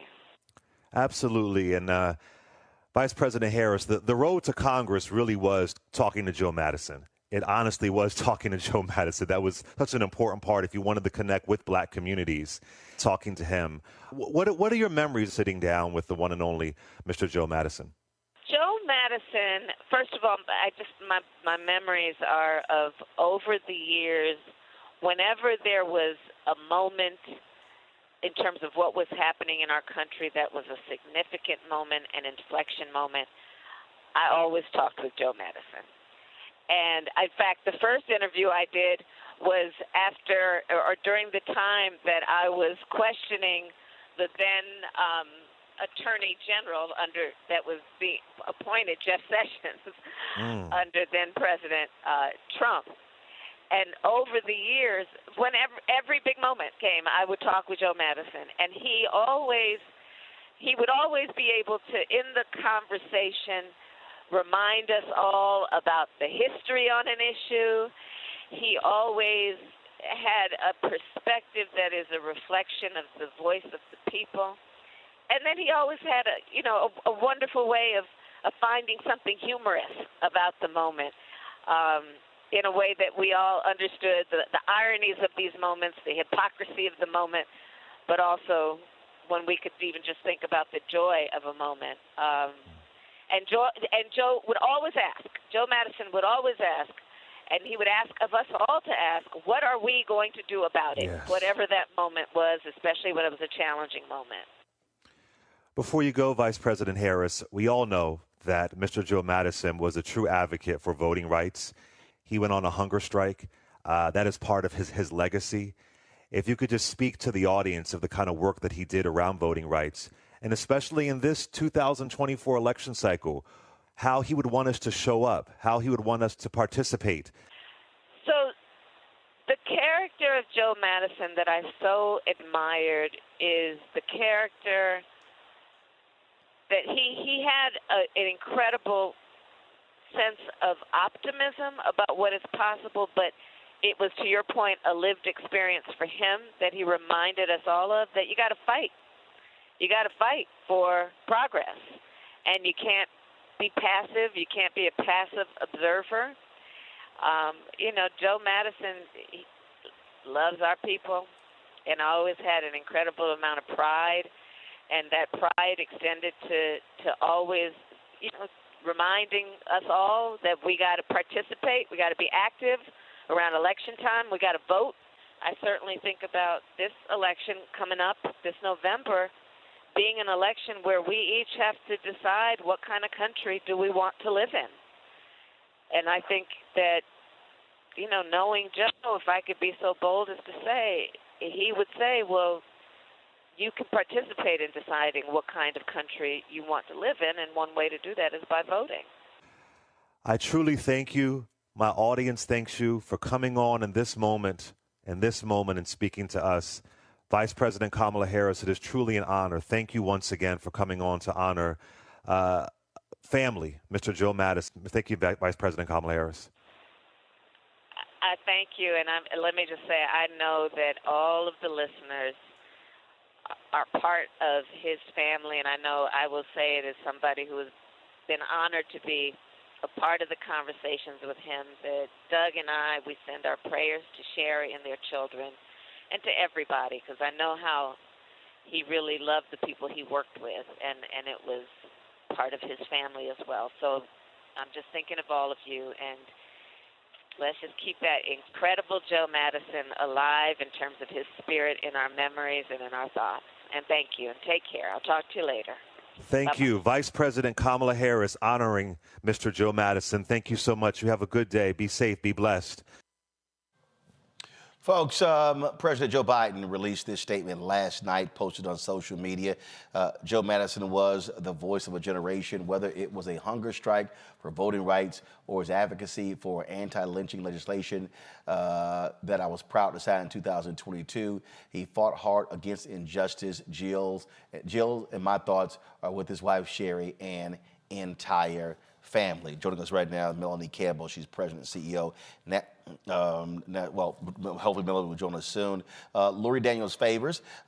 She's executive director for the Center for Law and Social Justice at Medgar Evers College. Also hosts a show on Sirius XM Radio. Lori, you had, I was looking at some of the social media posts. I was flying back from Dallas from Pastor Haynes' event last night, and you had quite an emotional show today in honor of Joe Madison. And it was almost impossible not to, Roland. Quite frankly, you know, there's this phrase that says when an elder dies, it's as if an entire library has burned down. And when it comes to Joe Madison, the wealth of knowledge that he shared, not just knowledge gained from study, but knowledge gained from experience, the way that he was completely selfless with mentoring young folk coming behind him, the way he was unapologetic in demanding excellence in service to this community and valuing our community. I mean, yeah, it was hard not to be emotional. It was hard not to be emotional. And I think anyone who was privileged enough, as you well know, to ever sit with him, speak with him, learn from him, we are all crystal clear about the role that he played, and this is a significant loss. And obviously, when you talk about someone who's on radio, I mean, it's people, it's family. People are calling in, they're sharing their thoughts and reflections, and you're literally with them every single day as they're in the car taking their kids to school, as they're at work, as they are, you know, cleaning up around the house. And so it's a much more, I think it's a much more personal relationship than it is even people who watch you on television. Radio just totally different. Yeah, and one of the things he cultivated was that sense of community. You know, today my show was dedicated to callers who just needed a space to voice, needed a space to share in grief and to mourn.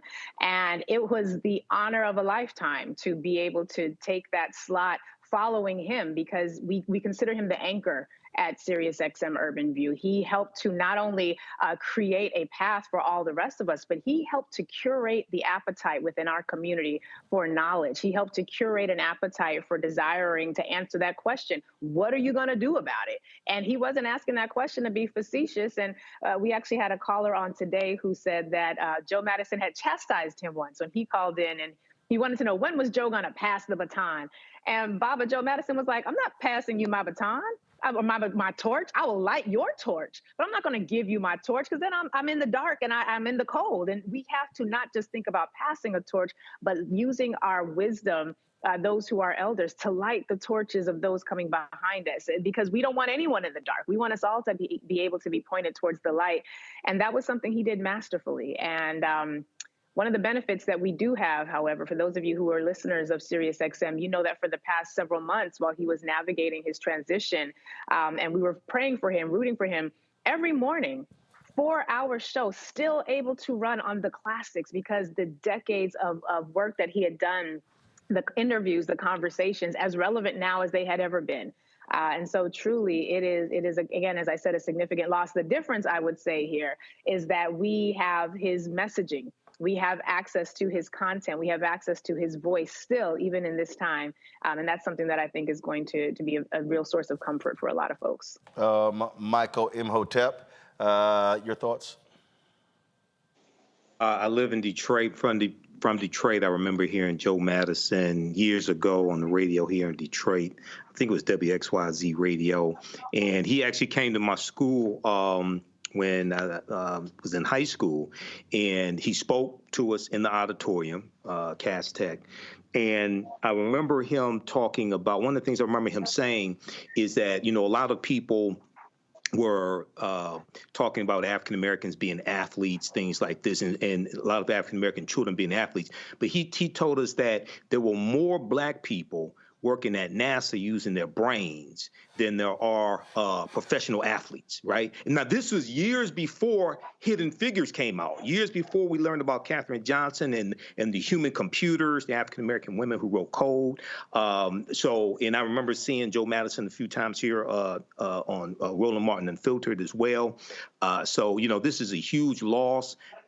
He was an activist as well. He wasn't just a radio host. He was an activist involved in the NAACP here in Detroit. Then he goes on to Washington, D.C. So, this is a huge loss, but I think it's a testament, and there's a big difference between podcasters or people who are YouTube personalities and people who learn this craft and use it for the betterment of African Americans and the betterment of America in general. That's right. Matt? I found the Black Eagle when I was in law school, and all I will say is that I hope that I leave a legacy of being as fearless and as direct in not only what I'm saying and in advocating for my people, but that there never be a question of where my loyalty lies and where my pursuit of the truth lies. And that's what I think of when I think of the Black Eagle, is fearlessness, right? I mean, as a lawyer, that's what I try to exude when I'm representing clients, and that's what he did for our people. He was fearless, and he asked the questions other people are afraid to ask, and called us to task. And I hope that I leave the same kind of legacy, because that's what I think of when I think of the Black Eagle. Melody Campbell joins us right now, National Coalition on Civic Voter Participation. She's there in South Carolina. Melody, go right ahead with your reflections about Joe Madison. Hi, Roland. We're out here in South Carolina. One of the things that that I loved about our brother Joe Madison, the Black Eagle, he was just so unapologetic about being Black, about speaking up for Black, by challenging all of us. I'm here in South Carolina. One of the things we know about his history, his NAACP history, was about making sure that we voted. He just could not stand people not taking exercising the power of our ballot. And so I thought about that, Roland. And back in October was the last time I was blessed to be on his show when we went down to Florida. And, we spent time talking about how we got to get this thing done, how much is at stake. It's still like, I know he's gone, but it's just his light was so strong. I just can't believe that light has been extinguished on this side of glory. But it also, everywhere we've been, people have been mentioning it, Joe Madison, in the space we're in right now, Roland, with the brothers. Brothers are talking about it. Spent some time to just take a moment because his voice resonated for brothers from all walks of life. And so it's a great, great loss. And the only thing I know we do is we keep fighting and we keep doing the work while we're here. And I know he spoke with you. Go right ahead. I'm sorry. Go ahead. And I know you eyes were closed. And I'm really sad. I'm just honest. I'm really sad. And just going to keep fighting and remembering him by doing the work and doing the best we can to make sure our people are not wiped out in this political process by making sure that we maximize our power through that vote. Indeed, indeed. Melanie Campbell, we appreciate it. Thanks a lot. Thank you, Ro. Folks, last night I was in Dallas at the installation service for Reverend Dr. Frederick Haynes, the new president and CEO of the National Urban League. Reverend Al Sharpton caught up with him, and here's what he had to say about the Black Eagle. All right, here we go. 3, 2, 1. Just your thoughts on the Black Eagle, Joe Madison. Well, no one was longer and stronger in communicating to our people and to the world what liberation was about. He did it in season and out of season. And there will not be one that can replace Joe Madison. Joe Madison, the Black Eagle, lasted decades as a voice that was unfiltered and that was unafraid. And he'll be greatly missed, a real giant.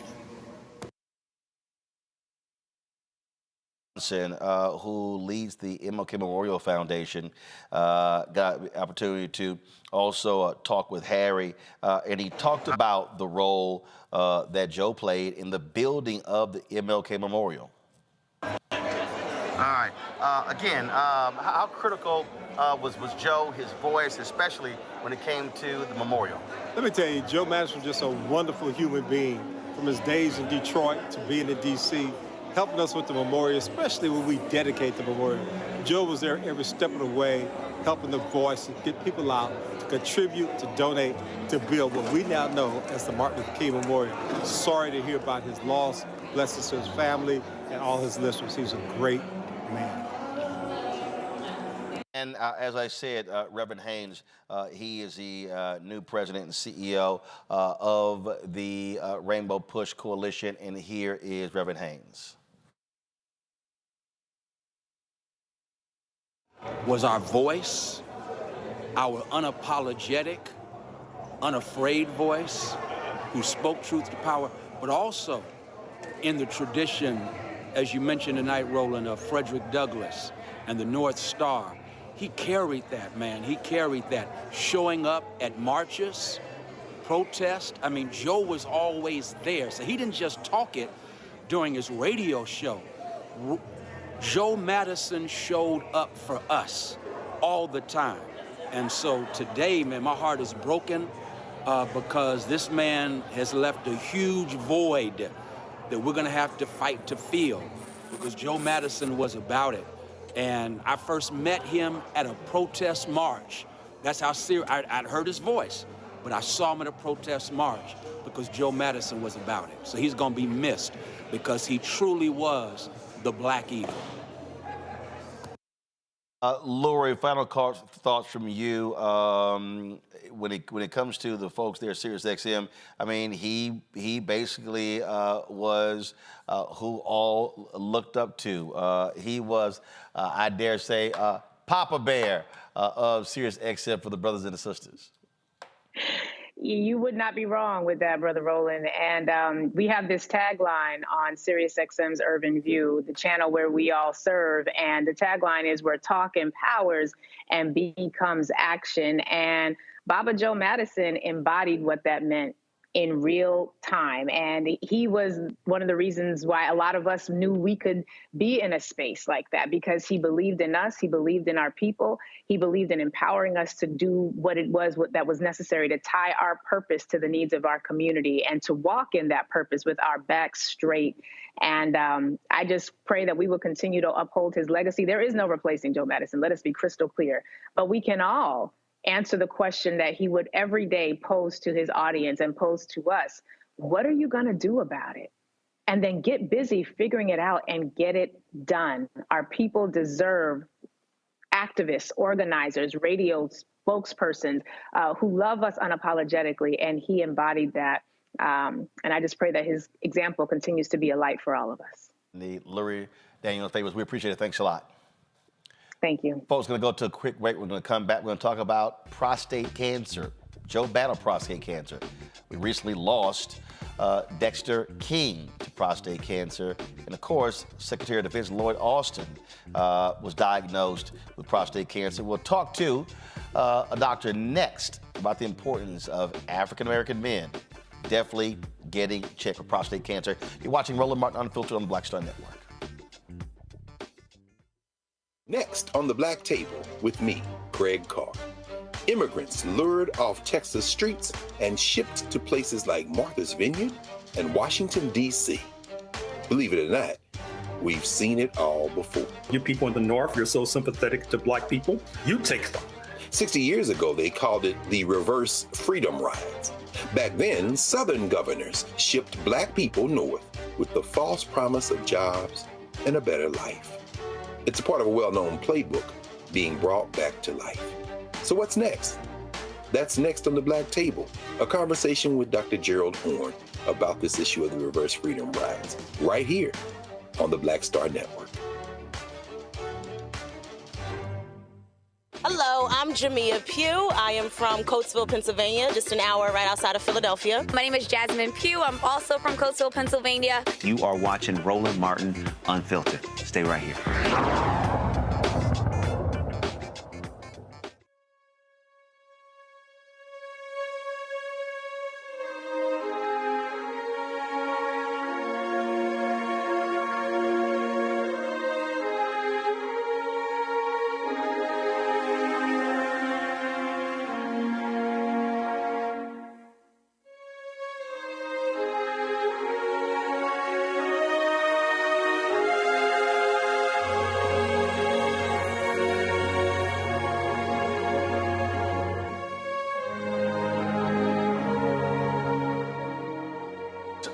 Joe Madison, who passed away at the age of 74, battled prostate cancer on a couple of occasions. He previously had defeated prostate cancer in 2022 when he was on his hunger strike for voting rights. He had announced that it had spread. He continued the hunger strike. This is actually him talking about that with his audience. The Black Eagle. And here's a highlight from today's show. I was looking down this list of clips, and we hadn't, the one clip I have not heard, and that is Jesse Waters. You're correct. Who mocked Joe Biden because for his efforts to cure cancer. It's number, play that one. We have it right here. Yeah, play it. You have it. Play that. I want to hear what he said. Play it. The President of the United States made a bold announcement today. He couldn't crush COVID, so he's going to cure cancer instead. In the last 2 years of COVID-19 pandemic, it's taken more than the pandemic has taken more than 800,000 American lives. But that same period of time, cancer has claimed 1.2 million American lives. Now that I am president, this is a presidential White House priority. What many of you don't know is that Joseph R. Biden Jr. is a modern-day Renaissance man. He cut his teeth riding Amtrak all those years, where he was able to read the paper while drinking coffee and handing the conductor his ticket at the same time. So rest assured, cancer will be cured by Joseph Biden, who would have been an oncologist if he didn't run for office. Oh, does Dr. Joe Biden have a lot on his plate? Give me a break. Stop. So he decided to mock the president because the president said, I'm going to make this a priority. And we're going to find a cure for cancer. It reminds me of another president. We're going to go to the moon within the decade. Now, he was off by a year or two.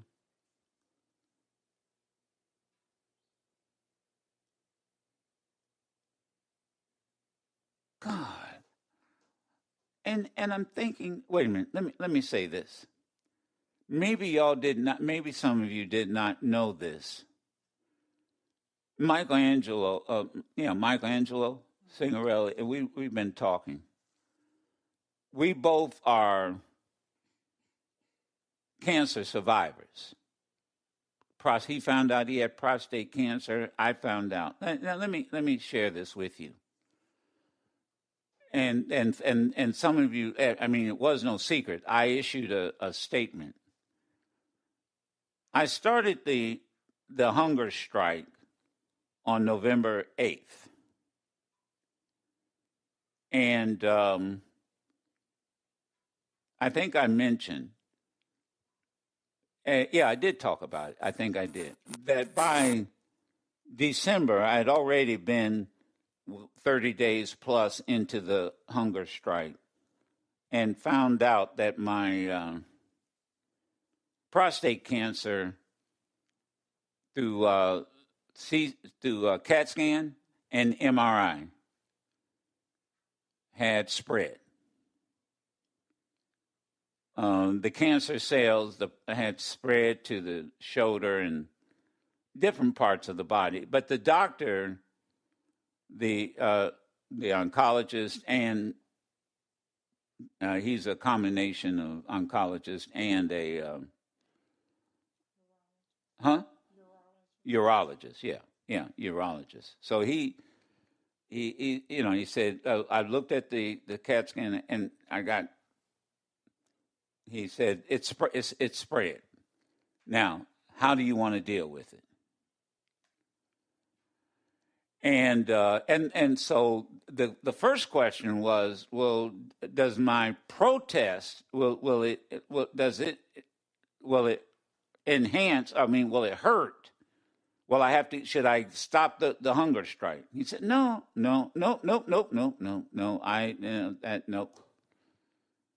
That won't. He said, but if you decide to go with this treatment, it's hormonal, right? You're going to have to come in every 3 months and get infusion, in other words, injections in your stomach every 3 months. I said, well, for how long? And this was within. This is, the first one was mid-December. He said, really, for the rest of your life. Wow. And so and what if I decide not to take this treatment? What if I just decide, you know what, I can't be running back to the hospital every 3 months and going through and getting an injection? What if I'm thinking this, I wasn't speaking it, I was thinking it. What if I just say, forget it? And I just won't bother for this kind of treatment. So what would happen? And the urologist, very in a deadpan kind of way, well, you'll be dead in a year and a half.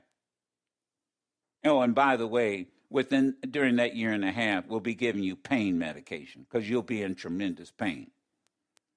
Oh, okay. Well, that answers that question. What do you say, Sherry? Every 3 months doesn't sound bad. Every 3 months. Folks, joining us now, Dr. Terry Mason. He's the host of The Doctor in the House with Dr. Terry Mason on WVON Radio 1690 AM, the Talk of Chicago. Terry, always glad to see you and chat with you. Over the years, you and I have discussed this issue on many occasions, how critically important it is for men, but especially black men, to get their regular checkups when it comes to prostate cancer. Like I said, Dexter King just passed away, age of 62, due to prostate cancer. Secretary of Defense Lloyd Austin found out he's 70 years old. Joe chose to be public. Austin chose to be extremely private, didn't even tell the president. But in fact, this week, he was released from the hospital. He held his news conference where he apologized for this. Pentagon, I did want to address my recent hospital stay and some of the issues around it. I'm recovering well, but as you can see, I'm still recovering. I'm still having some leg pain and doing physical therapy to get past it. I'm deeply grateful to my doctors and the nursing staff at Walter Reed, and I very much appreciate all the good wishes. But I want to be crystal clear. We did not handle this right, and I did not handle this right. I should have told the president about my cancer diagnosis. I should have also told my team and the American public. And I take full responsibility. I apologize to my teammates and to the American people. Now, I want to make it very clear that there were no gaps in authorities and no risk to the department's command and control. At every moment, either I or the Deputy Secretary was in full charge. And we've already put in place some new procedures to make sure that any lapses in notification don't happen. In the future, if the Deputy Secretary needs to temporarily assume the duties of my office, she and several White House... So, Terry, look, people decide on their own. Do they want to go public? Do they want to remain private? When Richard Roundtree was diagnosed with pancreatic cancer, he didn't tell anyone. He didn't tell the woman he was involved with that he was dating, and he chose to keep it private. I remember talking to, I do remember talking to Richard, though, about breast cancer. And when he said he initially wanted to be private, then he went public. And he got on an airplane, and a flight attendant said, "Thank you so much for telling your story, because after you told your story, I made my husband go get checked, and he was diagnosed with breast cancer, and your testimony saved his life." That's not uncommon, that one person catalyzes a movement, and it's a great thing, especially men in cancer. You know, being a urologist for nearly 30 years, you get to see that men, though we are portrayed as being super strong and super vigilant, sometimes it's very difficult to divulge these things because it may make some of us think that we're being weak. And so that's not true. You know that's not true, and I know that's not true. Mm-hmm. So what I will say is this, and that was why when I was in practice, what I did, we started a group, a prostate cancer survivors group, where we actually had the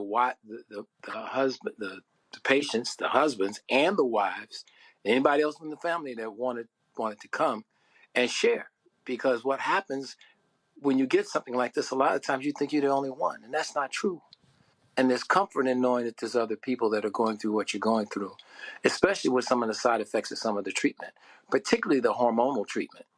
Because what happens, if I can take a minute, if that's all right. Go ahead. What prostate cancer, we believe that it is fed by the male hormone testosterone, which is made obviously in our testicles.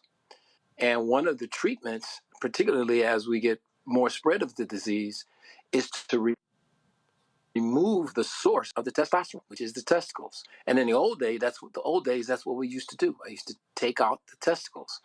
But nowadays, they have a drug that they can administer that lasts for 3 months, 6 months, or in some of them over a year, that actually shuts off the testosterone. And what happens is it puts men into menopause, just like a woman. They start having hot flashes.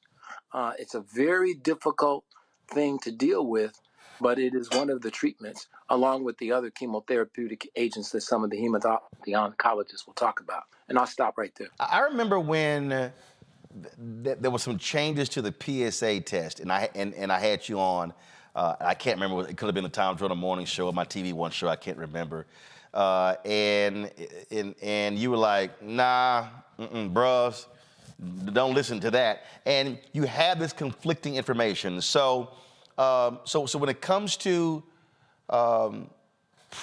getting prostate checked, first off, what's the process? Because you got some men out there who thinking, man, they got visions of somebody putting the glove on, and I've doctors like, calm down. That's not always happens. You've got blood work that's done as well. Walk us through how are you checking for prostate cancer? Number one, you always do a history, find out whether or not there's anything in the family. Secondly, you want to also do a rectal exam. But hold on 1 second. I want to go back to that. When you say history in the family, so what are you looking for? What are you looking for? Hey, uncle, cousin, brother, and you want to know at what age, right? Yes, it's a full. What we do is, unfortunately, a lot of times we don't have that information. Because we don't talk about it. We don't talk about it. That's a problem. In fact, I remember when Deion Sanders had the blood clots, it was then his mama told him, oh, yeah, your uncle. He said, Mama, all these years, you never told me we had a history of blood clots in my family? Yep. Yeah, that's what happens. And so, because men, we get so, I want to call it pseudo-machinized by this thing, by thinking that if you admit that you've got a problem, that you're weak or something's wrong. That's not, and there's nothing that you did, nothing you could do that would have caused you to get it. And there's only things you can do to help yourself as you are diagnosed and going through the treatment situation. So that's a real problem. It's a real problem. But what we want to do is, I want to go back, and right now, because of the things that you just talked about happening in the news, with men now coming forth with, or being told or heard about the deaths of someone with prostate cancer, we still got to remember that heart disease kills more black men than prostate cancer. And we're not talking about that. But we ought to talk about that.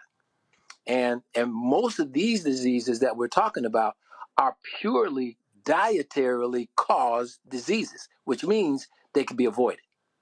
Now, and we're not doing that. Now you said the process was no family history. Then you said a rectal exam.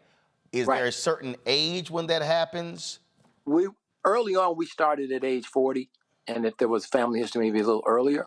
And basically what it is you insert a greased finger into the rectum, and what you're doing is you're feeling the back wall. You can't feel the whole prostate, but you can feel the back wall of the prostate. And what you're feeling for is it should be tough, pretty much like this little part of your hand that I'm pushing right here. But what we need to do is we're feeling it to see if there's any, like a little pebble in there. Because that harder consistency is where we believe the prostate cancer may go, or may be. And the fact that you may have an elevated PSA, we would then recommend a biopsy, that is to take a little piece of tissue from that area to determine whether there's cancer there or not. Now, you mentioned the rectal exam. Now, does the elevated PSA lead to the rectal exam? Or so if the blood worker is going and they say, hey, your PSA test, it looks good, there's no need for rectal exam. You're saying it should be. Yeah, we always did them both. When I was in practice, I always did them both. And first of all, because the PSA can be elevated and the rectal exam could be normal. But so what if the PSA isn't elevated? If the PSA is not elevated and the rectal exam is normal, we don't do any additional testing usually until another year. So but you're saying though, don't just rely on the PSA. That's right.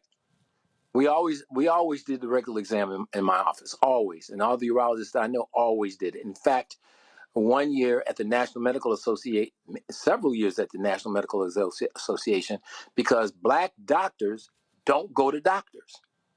And well, I'm just telling you. So what we decided to do at the National Medical Association, which is the Black Physicians National Meeting, was to do prostate cancer screening at the meeting. Right. We set it up in the exhibit hall to do it, and we incentivized it.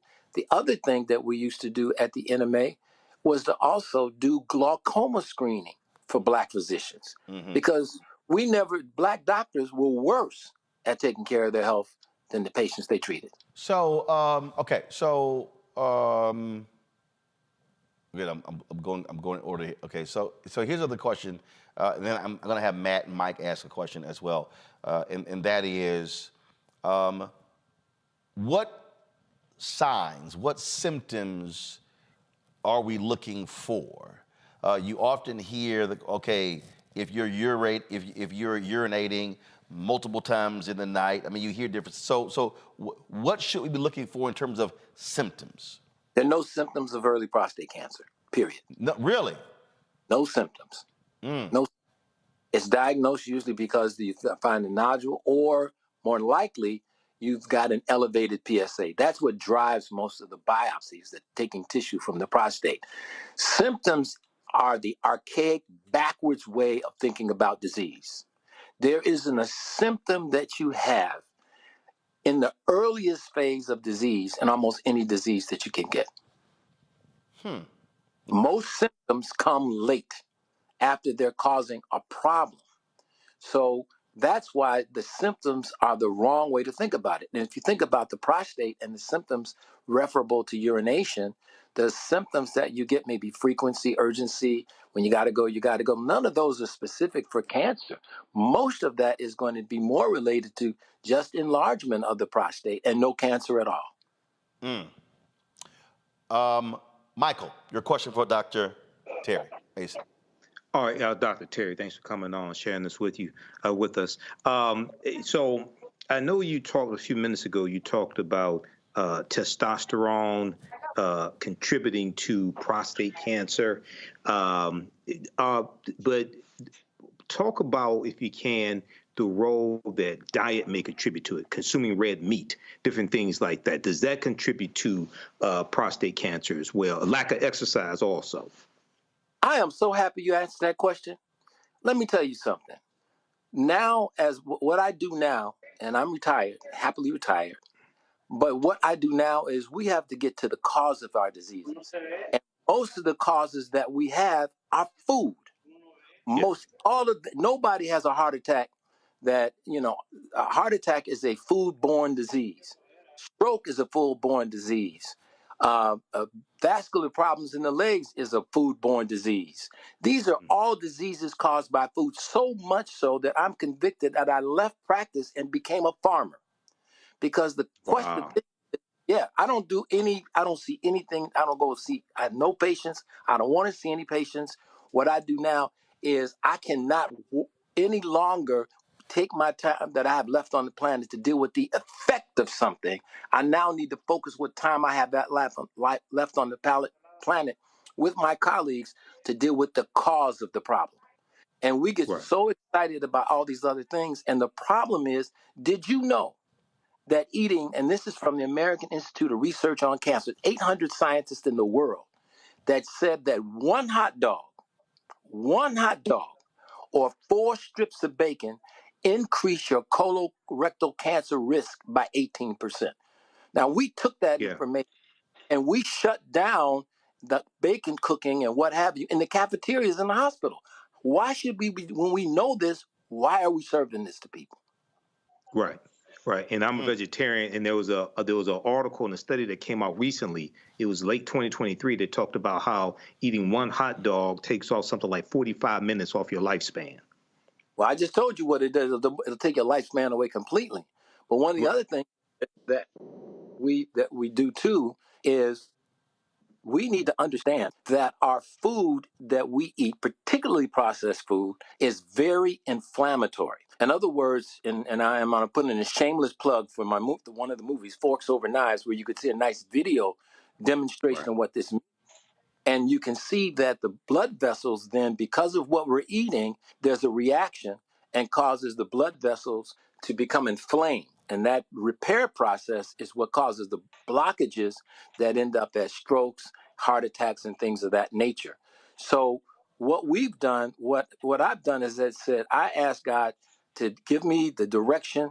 And right now what we do is we want to grow food, and we want to grow our own food in our own land so that we know exactly what we're getting, and we know that we're getting the most nutrient-dense foods we can get. We are not going to solve this. Let me tell you something. And this may sound heretic. There is no value proposition in the current medical system for health. Current medical system, the value proposition is based on managing disease. That's where the pharmaceuticals make their money. That's where our hospitals and everybody else makes their money. That's how they extract the value. And I'm not saying that's bad. I'm just telling you that's what it is. And so if we really going to be serious about trying to do something about cancer, if we really want to be serious about trying to do something about stroke, heart disease, other diseases, we got to do that by really changing. We got, for example, all these things that we eat. And Dean, and I'll just give you one quick example and I'll shut up. Dean Ornish did a study looking at men with prostate cancer. And what he did is he took the group and divided them in two groups. And one group got nothing but a plant-based diet, eating those kinds of things. And the other group ate the other foods. And the plant-based group also got meditation and things of that nature. Now, two things happened. He then took some prostate cancer cells and he took the blood on both of these different groups and he dripped the blood from the group that was eating the plant-based food and doing yoga and some other things onto prostate cancer cells. They killed 79% of the cells. In the group that was eating the regular diet, eating the American way of death, what they found is that when he dripped the blood on, this is peer-reviewed data, this is not my opinion, this is peer-reviewed data. When they dripped the blood on those prostate cancer cells, none of them died. So the question was, what kind of blood do you want in your body? And this is not, and I don't believe in diets. I don't. I believe you eat to live or you either eat to die.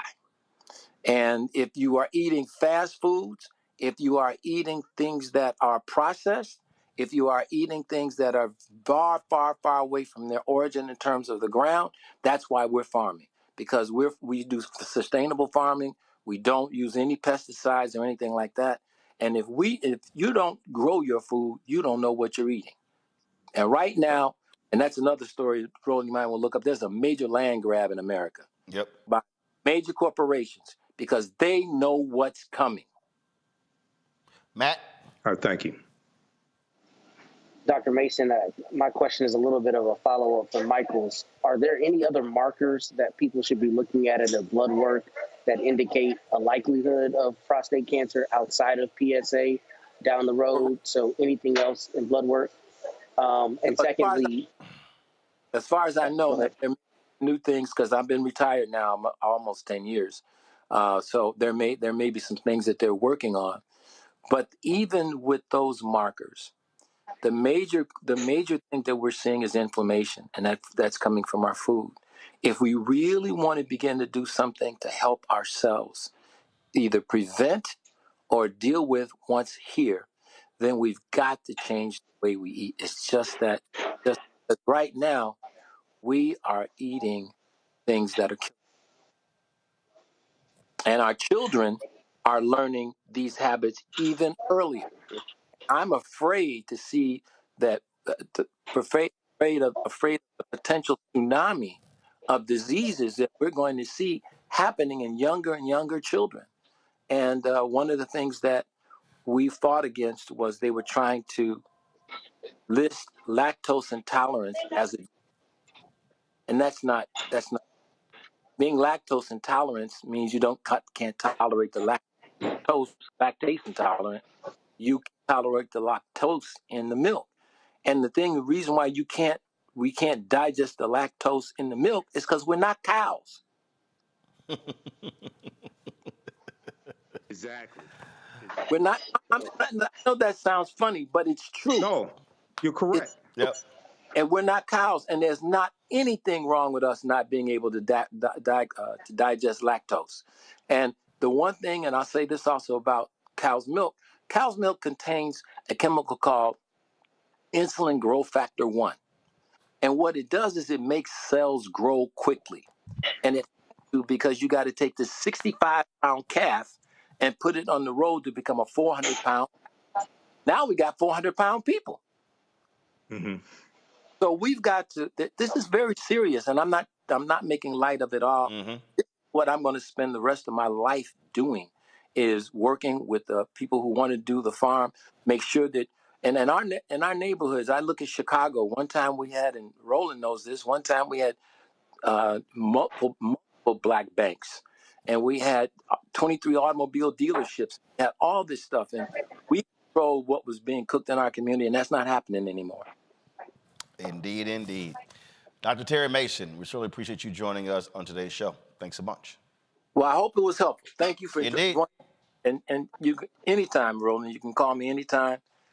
I remember our days at VON. I think you were still over 3350 then, wasn't you? Yeah. Yeah, that's where I started about 31 years ago. There you go.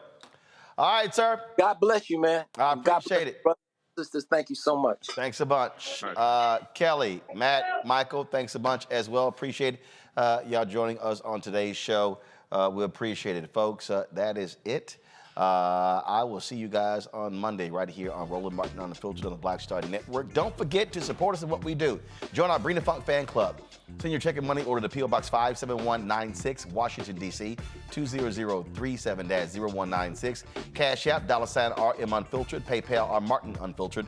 Venmo is RM Unfiltered. Zelle, Roland at RolandSMartin.com. Roland at RolandMartinUnfiltered.com. Also, you can download the Black Star Network app, Apple phone, Android phone, Apple TV, Android TV, Roku, Amazon Fire TV, Xbox One, Samsung Smart TV. You can also watch our 24-hour, 7-day-a-week streaming channel. We're available on Amazon News. Go to Amazon Fire. You can tell Alexa play news from the Black Star Network. Also, you can go to Plex TV, Amazon Freevee, Amazon Prime Video. And be sure to get a copy of my book, White Fear, How the Browning of America is Making White Folks Lose Their Minds, available at bookstores nationwide. Folks, that's it. Y'all have a fantastic weekend. Holla!